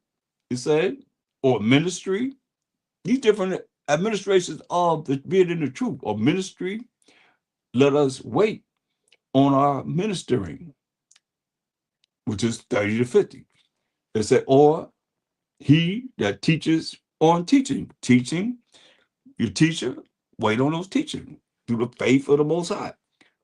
Different administrations. Everybody not doing the same thing. And he that exhorteth on exhortation.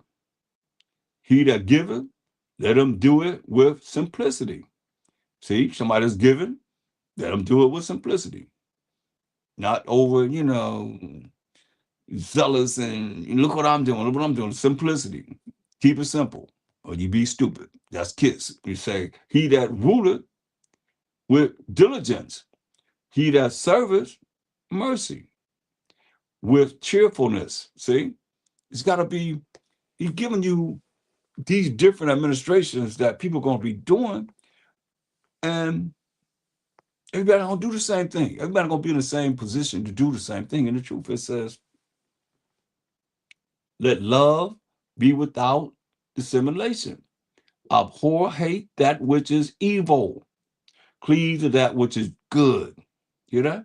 He say, hate that, abhor mean to hate. Hate that which is evil.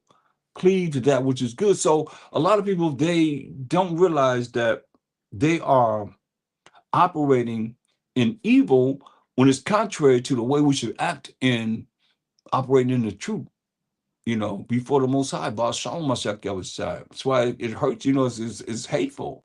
So that's why I say, hate that which is evil, cleave to that which is good. And look at looking at that, go to Deuteronomy. Let's go to the law. Let's go to some laws. Go to Deuteronomy, the 13th chapter. You gotta put this evil away, man.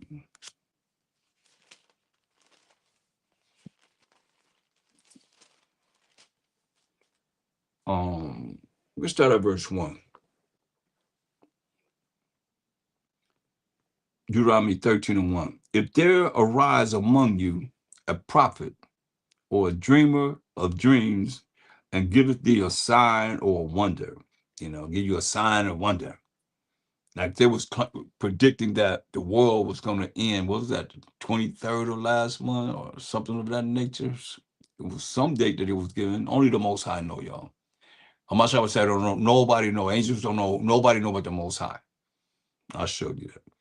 And the sign or the wonder come to pass, whereof he spake unto thee, saying, let us go after other gods. Let us go after other religions. They say gods here, I like to say religions, because they're not dealing with the Most High.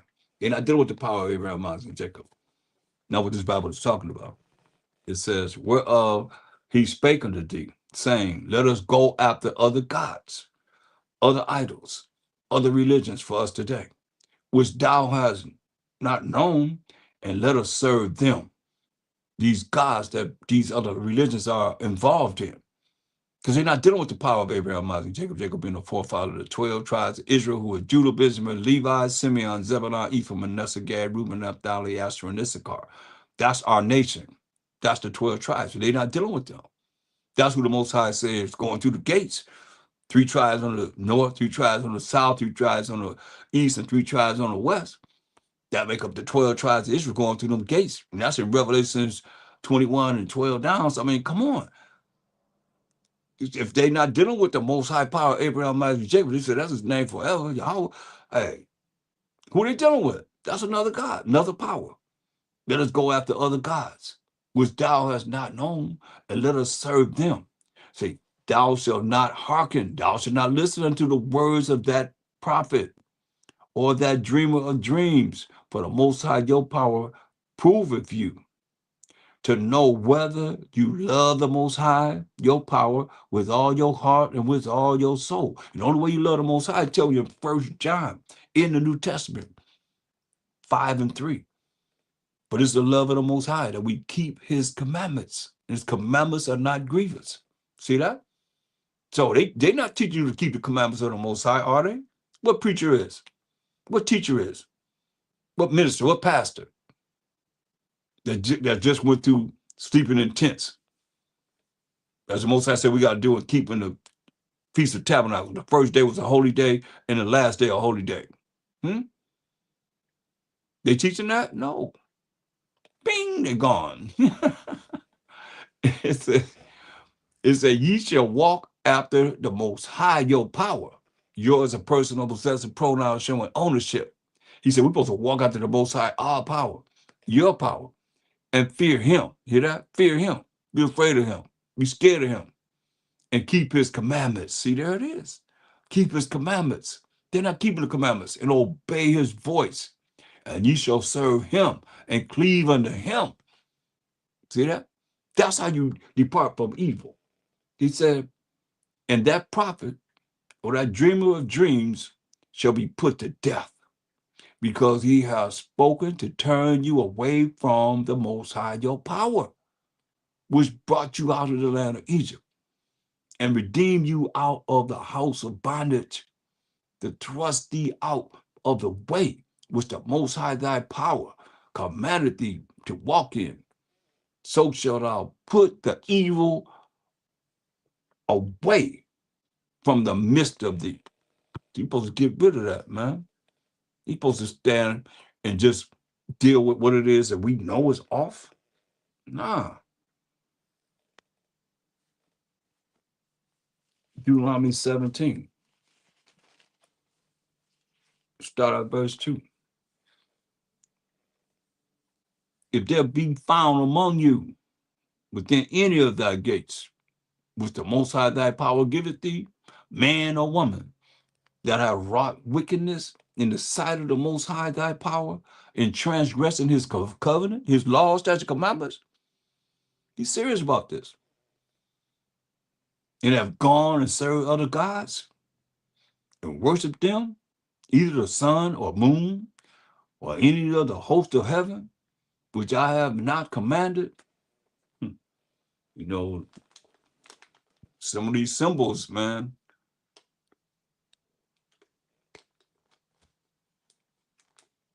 some of the things that they operating under represent the sun, the moon, the sun like Nimrod, the moon, Semiramis, his mother slash wife, you know, the stars, they worship the comets, all that. Remember the people that was worshiping the comets? They on Nike tennis shoes, they all killed themselves. Man, that's crazy.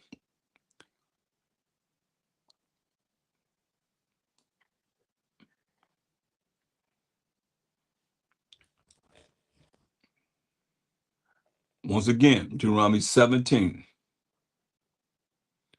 and verse 3, and have gone and served other gods and worshiped them, either the sun or moon or any of the host of heaven, stars, comets, whatever, which I have not commanded. So I say we supposed to look up at, and that's why I look at, to each his own, but Galatians 2:16 says, we're not supposed to talk about no one that keep the new moons and the Sabbath days and so forth. But I just feel in my spirit that there's no way that I can look for a sign from the moon, and then when I see it, somebody gonna say, "Oh, praise to the Most High," and they look at that moon. You can't look in the sky and see nothing if you're dealing with the dark moon. You don't see nothing. You ain't saying, you ain't looking out there saying, "All praise to the Most High," to the sky, but nothing. But if you're looking for the sliver, you're looking for the full moon, you're looking for this, whatever, you can look at it and somebody gonna say that. They're gonna look at that moon and say, "Oh, praise to the Most High. It's the new moon." Unless you're training them not to, and then people that's coming in, they're gonna do it. You're responsible. That's why I look at it. What do you say? Just food for thought, y'all. It says, because our people doing it. You do that, you figure that's the right way to do it, you better tell everybody that you can, so that they blood it on you. Don't ever say praise the Most High as you're looking at that moon. And have gone and served other gods, verse 3, and worship them, either the sun or the moon, or any of the host of heaven, which I have not commanded, and it be told thee.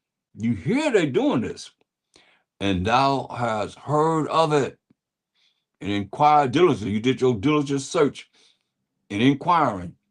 This is what they're doing. And behold, it is true. It is true. Because a lot of people, we worship the sun, the moon, and the stars, and the comets, and all that, man. No matter how you look at it. Any mass killings that was with these religious leaders, so-called leaders, we was all up in it. Like, you name it, man, we all up in it. It says, and it be told thee that they worship in the sun, the moon, the stars, the comets, and whatever, the sky. And it be told thee, and thou hast heard of it, and inquired diligently, you just diligently search and researching the fact that they did this, and behold, it is true. It be true. And the thing certain that such abomination is wrought in Israel, he said, then shalt thou bring forth that man or that woman which have committed that wicked thing unto thy gates. That's where the elders be at the gates, judging the people, even that man or that woman, and shall stone them with stones till they die. That's what the Most High said was to do. That way you keep evil away from us. You ain't have to deal with it. It's put away. This house put away. Deuteronomy 19. I'm going to start at verse 16.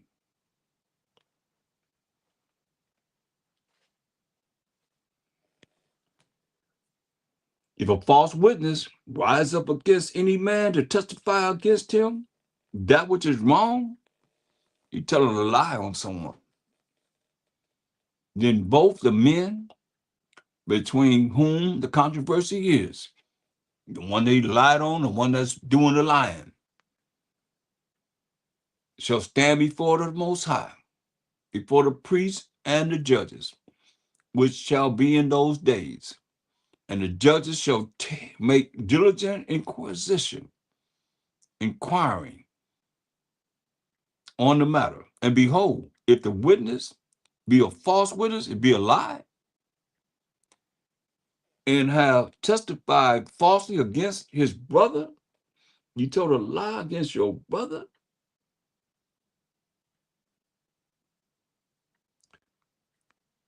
they shall say, then shall ye do unto him as he have done unto his brother. So shalt thou put the evil away from among you. And those which remain shall hear and fear, and shall henceforth commit no more any such evil among you.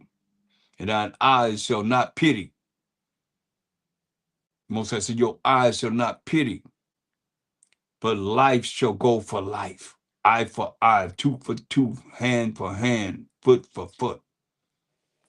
Thus say the Most High. You wanna do your brother in lying on him, or your sister in lying on him? He said, hey, this is what you do. Keep it away from us. You want to make 21 and 18.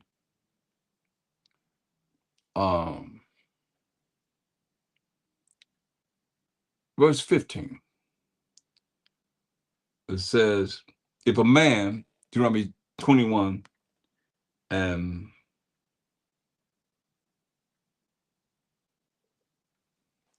18.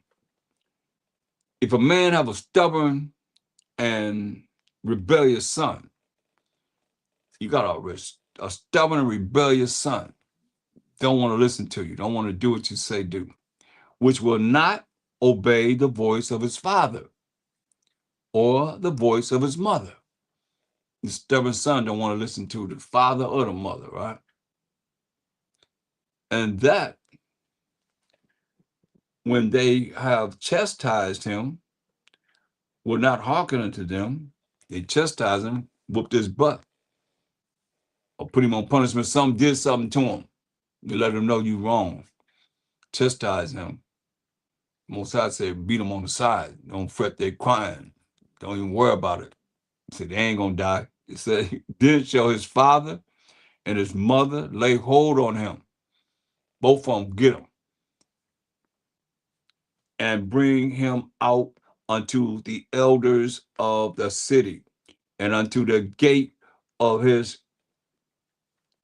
place, right? The gate of his place. Bring him out to the elders. I told you the elders be at the gates, judging the people, right? Here it is, right here, perfect example. And they shall say unto the elders of his city, this our son is stubborn and rebellious. He will not obey our voice. He is a glutton and a drunkard. Eat a lot, drink a lot. Listen. And they shall say unto the elders of his city, This our son is stubborn and rebellious. He will not obey our voice. He's not going to do what we say do. He don't do what I say do. He is a glutton and a drunkard, and all the men of his city shall stone him with stones, that he die. Hear that? All the men of his city shall stone him with stones, that he die. So shall I put evil away from among you, and all Israel shall fear. Shoo me, all Israel shall hear and fear. I jumped the gun.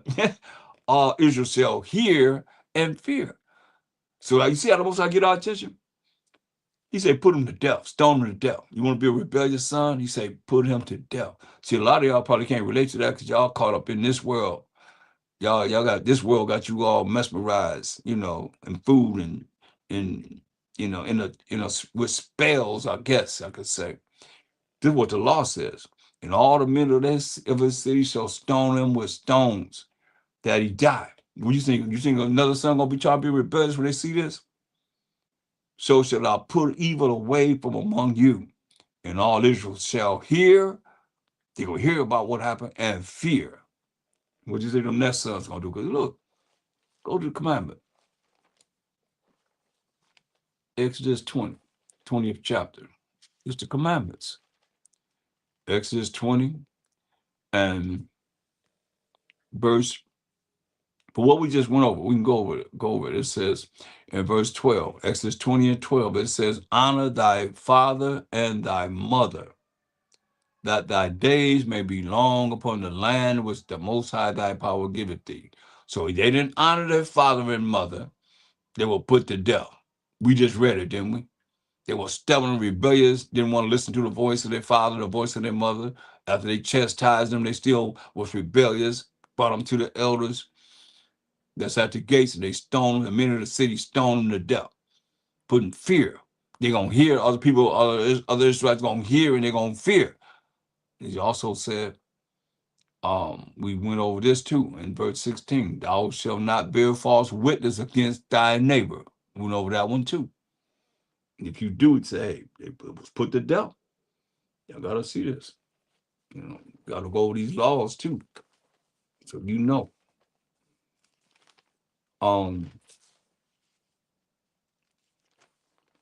Deuteronomy 22. Deuteronomy 22.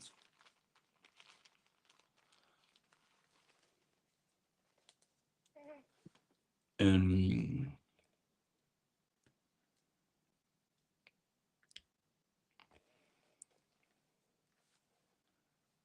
let's look at it.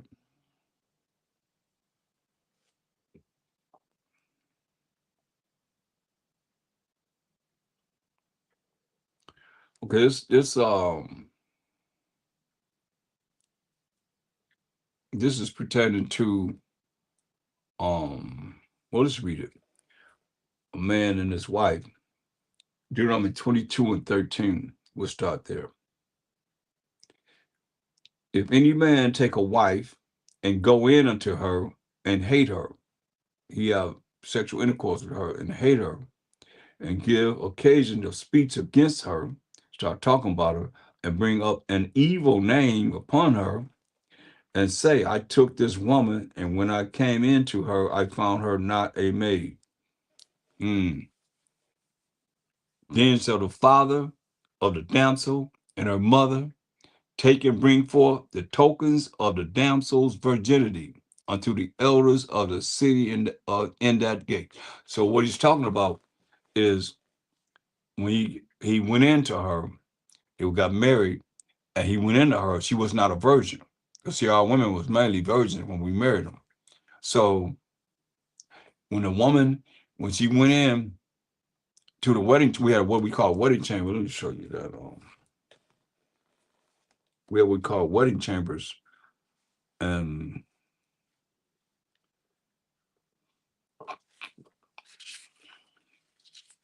just like when Jacob wanted Rachel, and Laban gave him Leah, put Leah in the wedding chamber, and it was dark and say when he went in there, he laid with her. She brought her token out. That was his, eldest daughter. But he really wanted Rachel. He made him work all those years to get Rachel. But Leah was his wife, you know. But here it is. Let me give you a prime example of how we got married. In Second Ezra, the ninth chapter, um, this woman, she hadn't had, um, you know, a pregnancy, and so the Most High finally opened up her womb, and she got pregnant. Listen, this is Second Ezra 9:45. It says, after 30 years, the Most High heard me, thy handmaid, looked upon my misery, because she wanted to get pregnant. She could get pregnant for 30 years.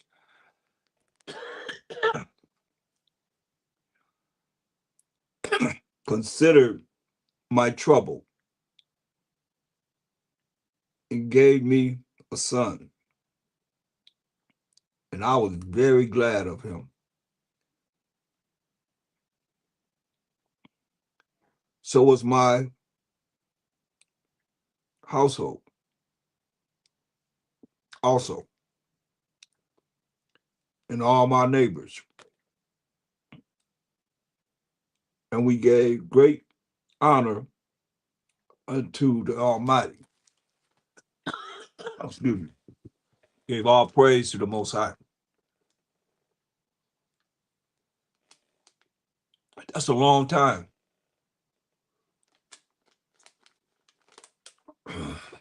Trying to get pregnant. 30 years. So everybody's happy, and everybody gave praise to the Most High. And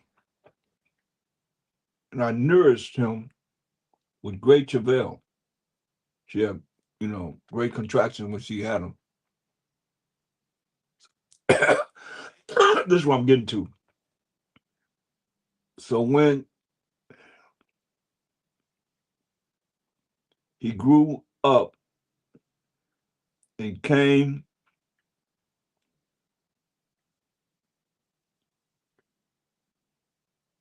to thou, but I'm gonna get my light is bad, John. Okay, let me see. Here it is. So when he grew up and came to his time,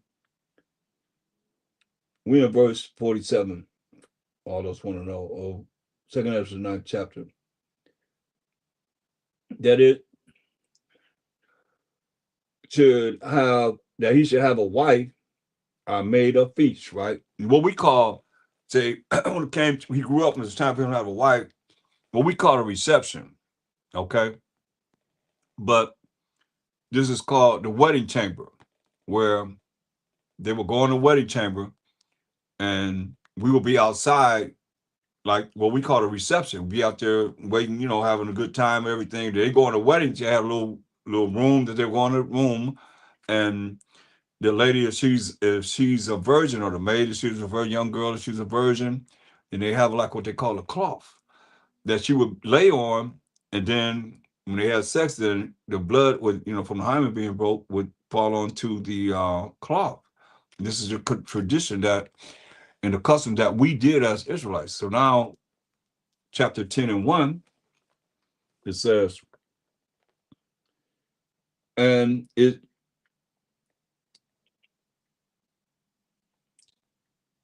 so came to pass that when my son was entered into his wedding chamber, see, he fell down and died.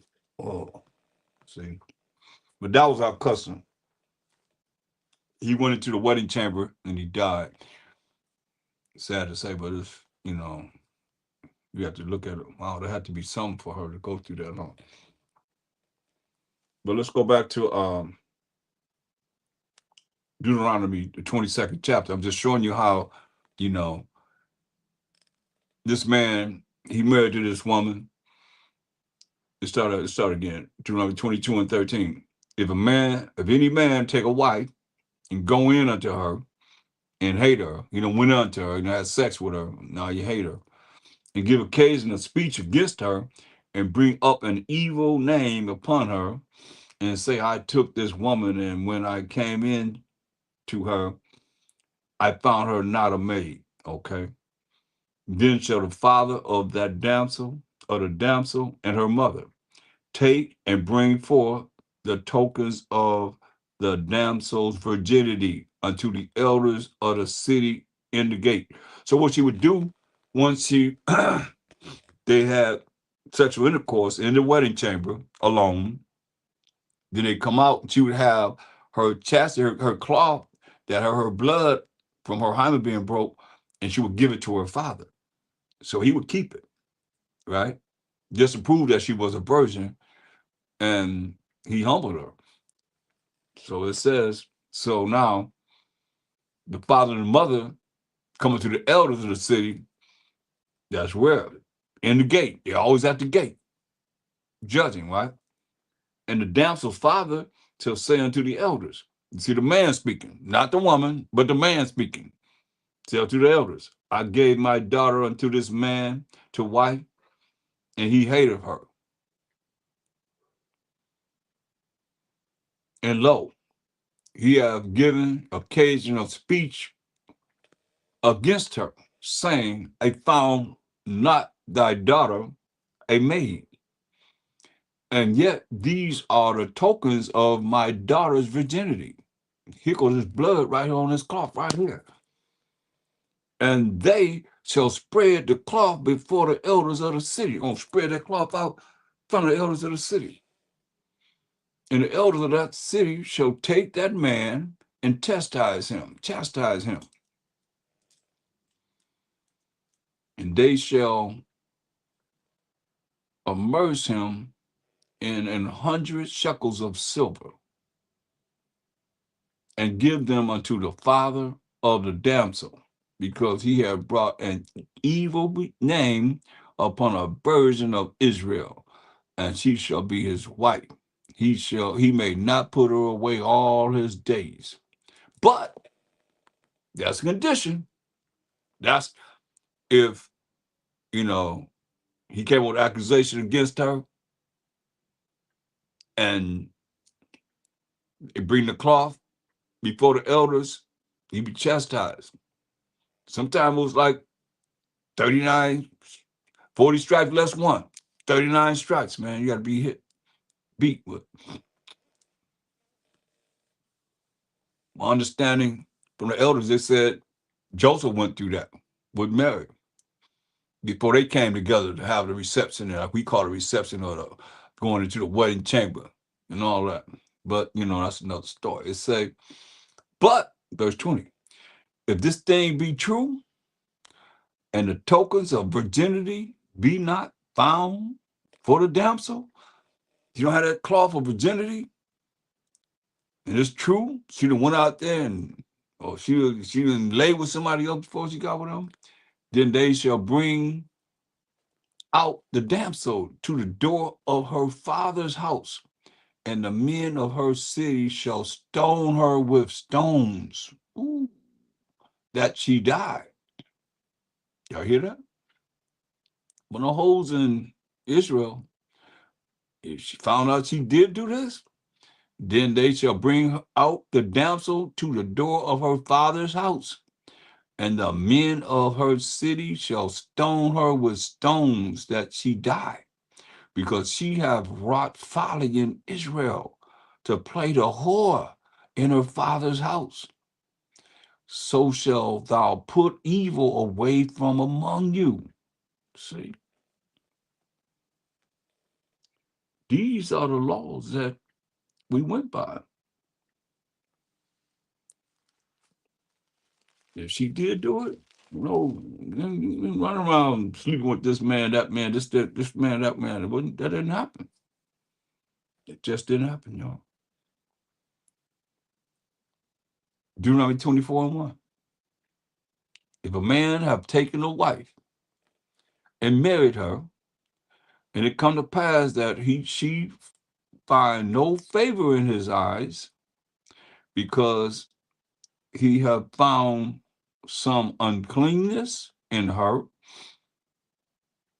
only fornication. Then let him write her a bill of divorcement and give it in her hand, and send her out of his house. And when she is departed out of his house, when she had a divorce, she may go and be another man's wife. And if the latter husband hate her, once you get married, you hate her, and write her a bill of divorcement and give it in her hand and send her out of his house.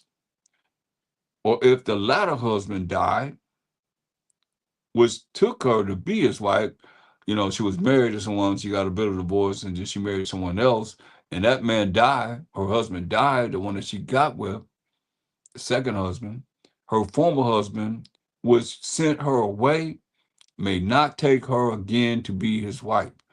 You can't lay with him no more. It's over with. You're not lay with, you're not lay with her to make her his wife again. After that, she is defiled. But that is an abomination before the Most High. And thou shalt not cause the land to sin, which the Most High thy power giveth thee for an inheritance. And these are the things that we're looking at to try and get as best we can in this wicked and perverse and evil world that we in now, and land that we in now, to practice the best we can. It works. Um,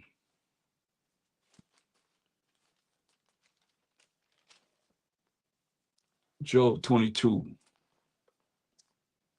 Job 22. And I just went to these all. Job 22 and 23. Uh,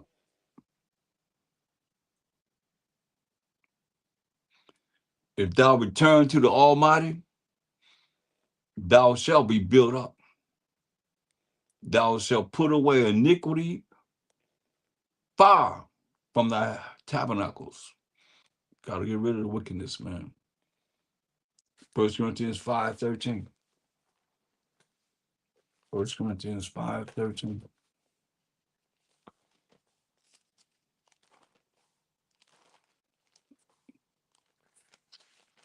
Most hate all abomination. But them that are without is truth, and without the kingdom, those are judges. Therefore, put away from among yourselves that wicked person. Um, let's read up.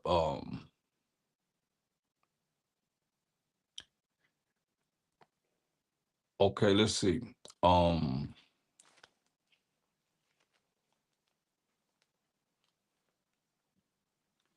okay, let's start at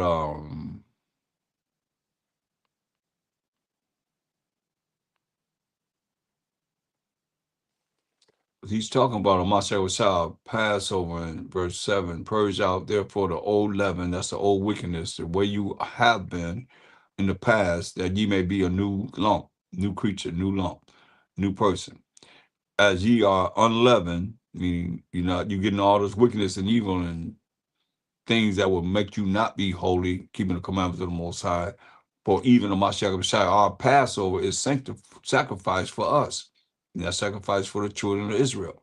Therefore, let us keep the feast, not with old leaven, not with this old wickedness or iniquity, neither with the leaven of malice. You angry, but you don't really have a cause to be angry, and wickedness, but with the unleavened bread of sincerity and truth. And we know the truth, class. We ain't sung it all night. Psalms 119, 142. That righteousness is an everlasting righteousness, and thy law is the truth. Right? So keeping the sincerity and keeping the commandments of the Most High. Say, I wrote it to you in an epistle, not to company with fornicators. So you said not to company with fornicators. Those that are, you know,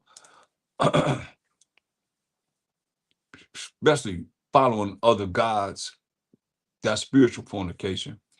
And you know, just sexually morality, I mean, just out of order as far as dealing with what we're supposed to be dealing with as a nation.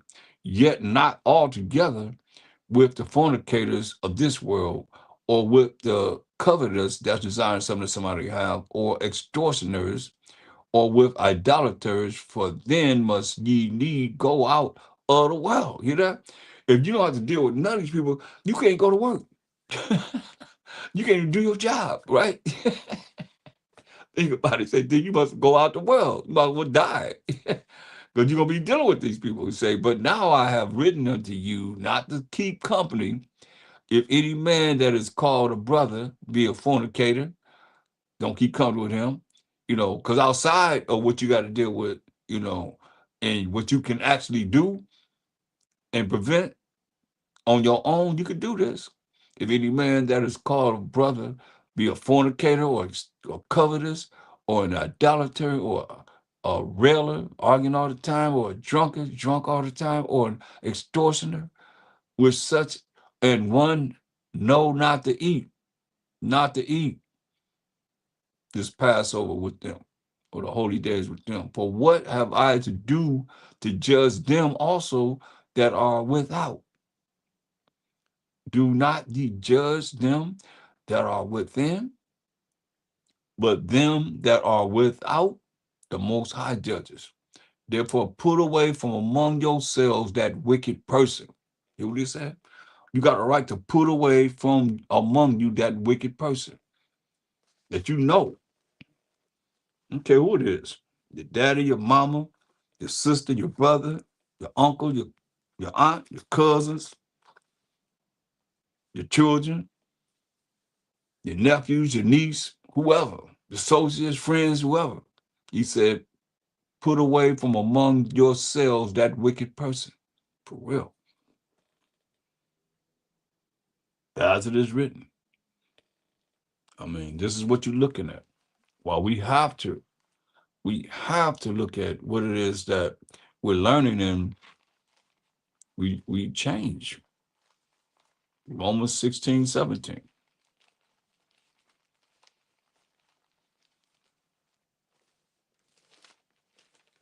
Romans 16 and 17. Now I beseech you, brethren, mock them which cause divisions and offenses, contrary to the doctrine which ye have learned, and avoid them. You know? So you got a right to avoid them. You don't say you hate them, but they still your brother. You have a right to avoid them though. For they that are such serve not our power. Hamashiach was shot. A lot of brothers, they don't really serve Hamashiach was shot. They serve themselves as an Israelite. Israel, Israel, Israel, Israel. They ain't talking about praise ye the Most High. Know that for a fact. Nobody talking about the Most High. But their own belly is said. And by good words and fair speeches deceive the hearts of the simple. That's why you got to look at where you at. Because a lot of people be deceived by the hearts of the simple. You know, good words and fair speeches, they deceive the hearts of the simple. You know, it don't take much to deceive them. Just got to speak very well, and they got you. Don't let it be you. But it's real. It's real as real can be. And I want to make sure before I shut down, I want to go to the importance also, because um, we're told that we don't have to have any works. We don't have to have any works to be able to make it to the kingdom. That's something that's been told and said pertaining to um, that Christian sanity doctrines that they have. They only believe in faith in their Jesus. Not a Mashiach Yahushua, but their faith in Jesus. And that's not right, y'all. Let's go to Revelations 20 and verse 12. This the judgment. That a seat that Amashawashai gonna sit on, the judge for the Most High. It says, and I saw the dead, small and great, stand before the Most High. And the books were open. And another book was open, which is the book of life. So you got two books. You got the books and you had a book of life, right? And the dead were judged out of those things which were written in the books, according to their works. Come on. According to their works. That's what it's saying. They're going to be judged according to their works, what they've done in these mortal bodies. So let nobody fool you. Because you've been fooled long enough. You got to stop being simple. You know, allow these ones to have smooth words and speak very eloquent and so forth to fool you and have you all twisted and not realizing that you're going to be judged by your works. And if you don't know what your works are, go to Exodus 18 and 20. Way back to the law. That's where we got the law of the Most High. Exodus 18 and 20. And thou shalt teach them ordinances and laws, and shalt show them the way wherein they must walk, and the work that they must do. Come on. And that's keeping the laws and the commandments of the Most High. Come on. How do you think? You think the Most High, look, Deuteronomy 9 and 10, y'all, what y'all think? This is all in vain? Y'all gonna, I mean, this is what you're doing. When you say you ain't got to do what he told us to do, this is work right here. Deuteronomy 9 and 10. And you tell me, after you hear this, that you ain't got to do what he say do. And the Most High delivered unto me, that me is Moses, 2 tables of stones, written with the finger of the Most High. You hear that? The Most High gave Moses 2 tables of stone written with the finger of the Most High. And on them was written according to all the words which the Most High spake with you in the mount out of the midst of the fire in the day of the assembly. The Most High wrote down the words he spoke to us when we was at that mountain, Mount Sinai. And we were scared to death. Look, let me show you. I bet you're talking about y'all don't fear the Most High. I bet you we fear them then. Don't wait till he visits you. Look, Exodus 20 and 18. Now, he just gave us the 10 commandments, right? That's what he said. That's what he's saying. He wrote on those 2 tables of stone what he gave us right here. You read from 1 to 17, that's the 10 commandments, right? He said, and all the people saw, but he gave us 613 commandments. And all the people saw the thunderings and the lightnings and the noise of the trumpet and the mountain smoking like a volcano.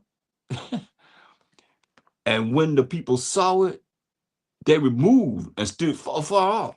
They ran away from that mountain and stood afar off. And they said unto Moses, speak thou with us, and we will hear. But let not the Most High speak with us, lest we die. You hear that? So don't let the Most High speak to us, lest we die. But y'all ain't afraid of the Most High. You ain't going to be scared of the Most High. You ain't got to fear the Most High. What did he say? Don't let the Most High speak to us, lest we die.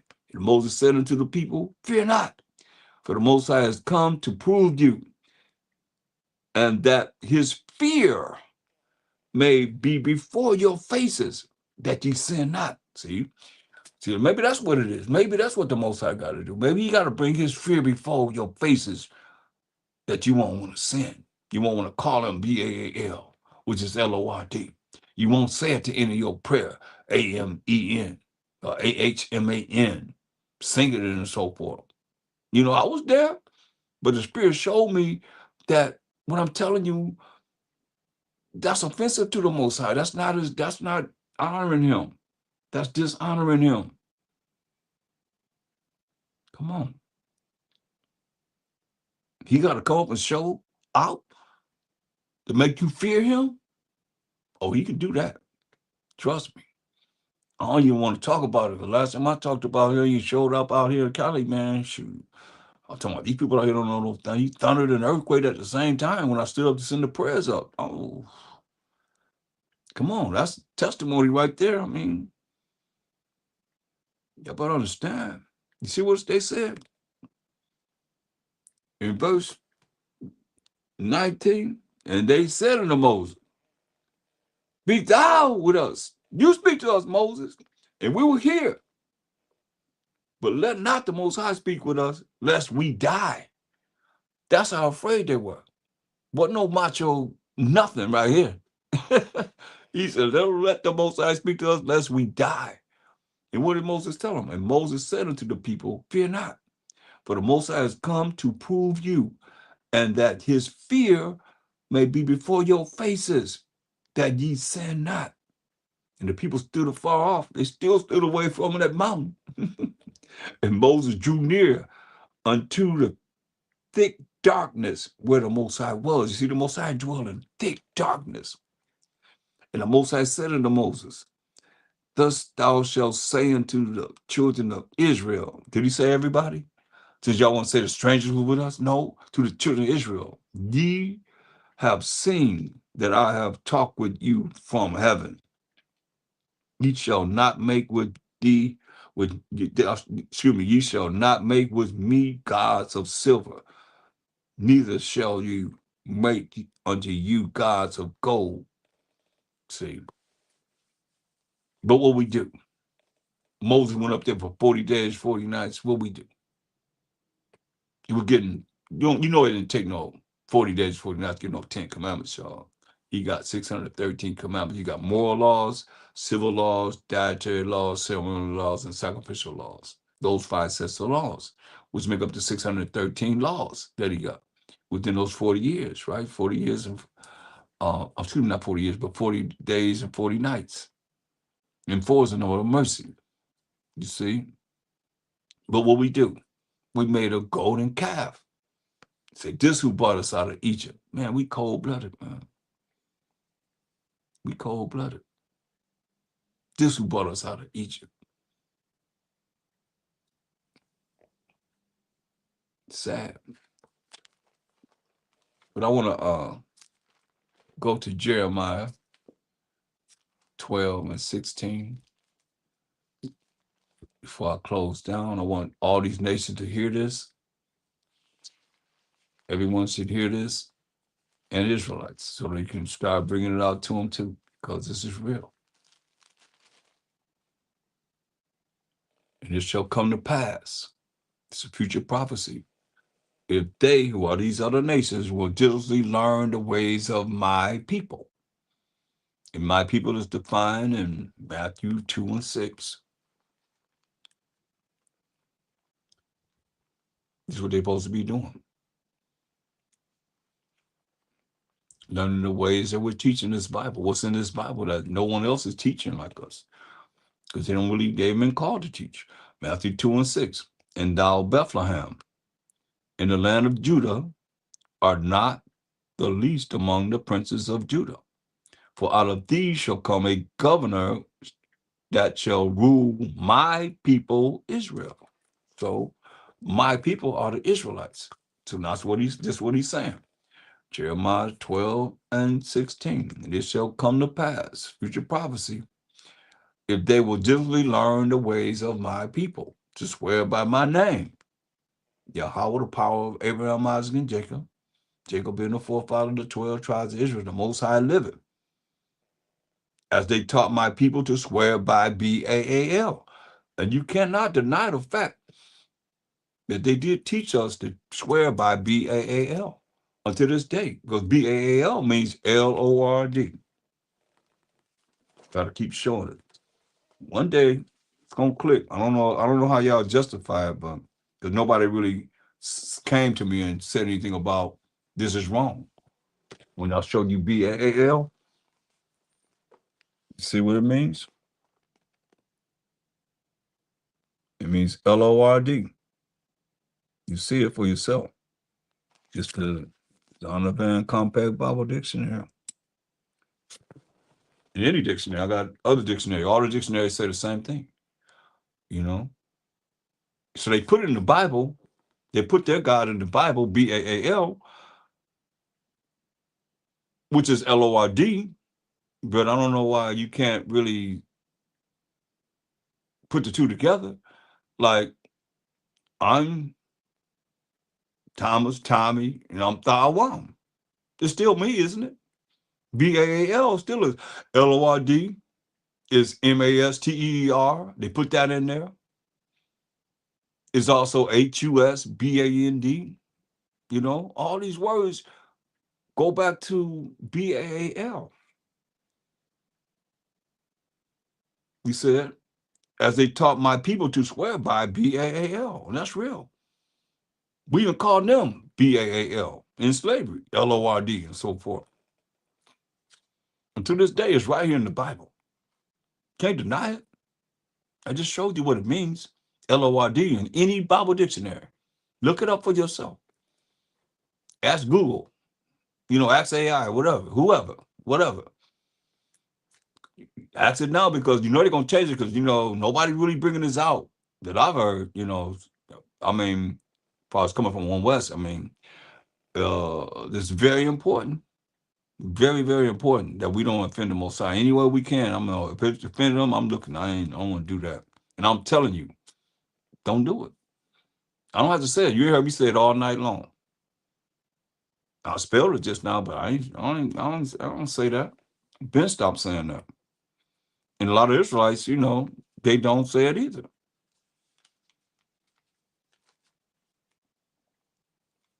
Say, if they taught my people to swear by Baal, which is Lordmaster,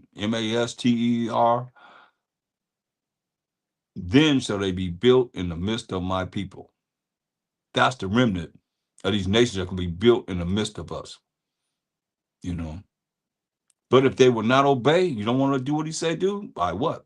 Just learning the ways of my people, of what we're teaching as the Israelites? If they will not obey, you don't want to obey that? He said, I will utterly pluck up and destroy that nation. And he said individual, he's going to utterly pluck up and destroy that nation, said the Most High. That's what the Most High said. So you have a choice. You could keep on following the ways of these Gentiles, these other people that have not been called by the Most High to teach this Bible. Topic after topic after subject after subject. I mean, you're going to be, you say you're going to utterly pluck up that and destroy that nation. He's going to utterly pluck up and destroy that nation. Who said it? Said the Most High. So y'all supposed to be learning what it is that we're teaching.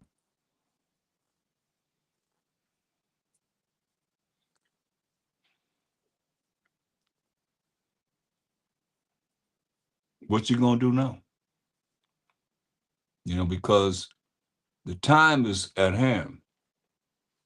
The time is at hand. And say whatever.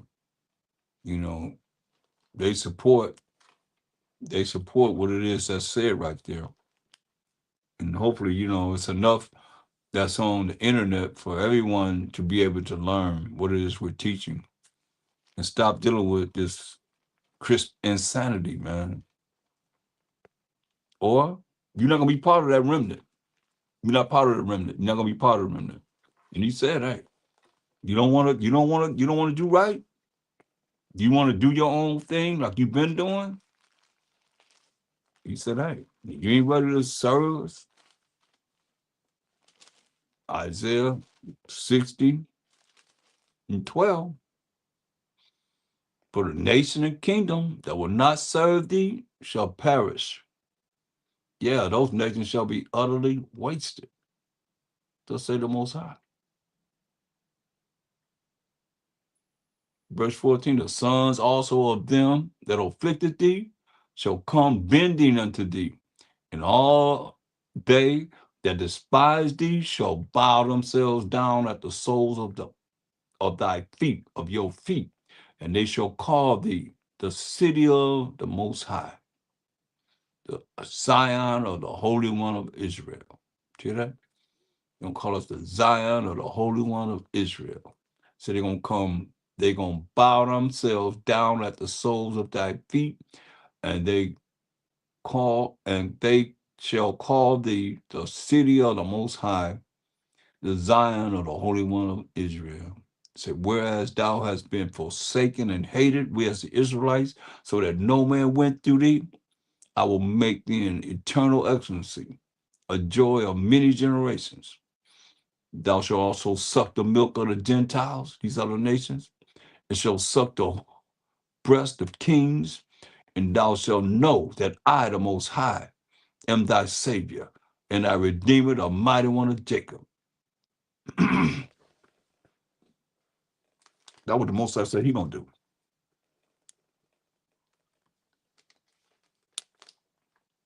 So you have a choice. Let me say, you're gonna plug up and destroy that nation. Like he did us. Righteous and the wicked went into captivity for what the wicked did. So I hope that was edifying. I'm gonna continue on this on the Sabbath day on spiritual awareness and spiritual wickedness. And with that, I say, Kwam Most High, Kwam Mashiach Yahweh, and Kwam Yashurella. And I'm out. To water for joining me. Much love. Shalom.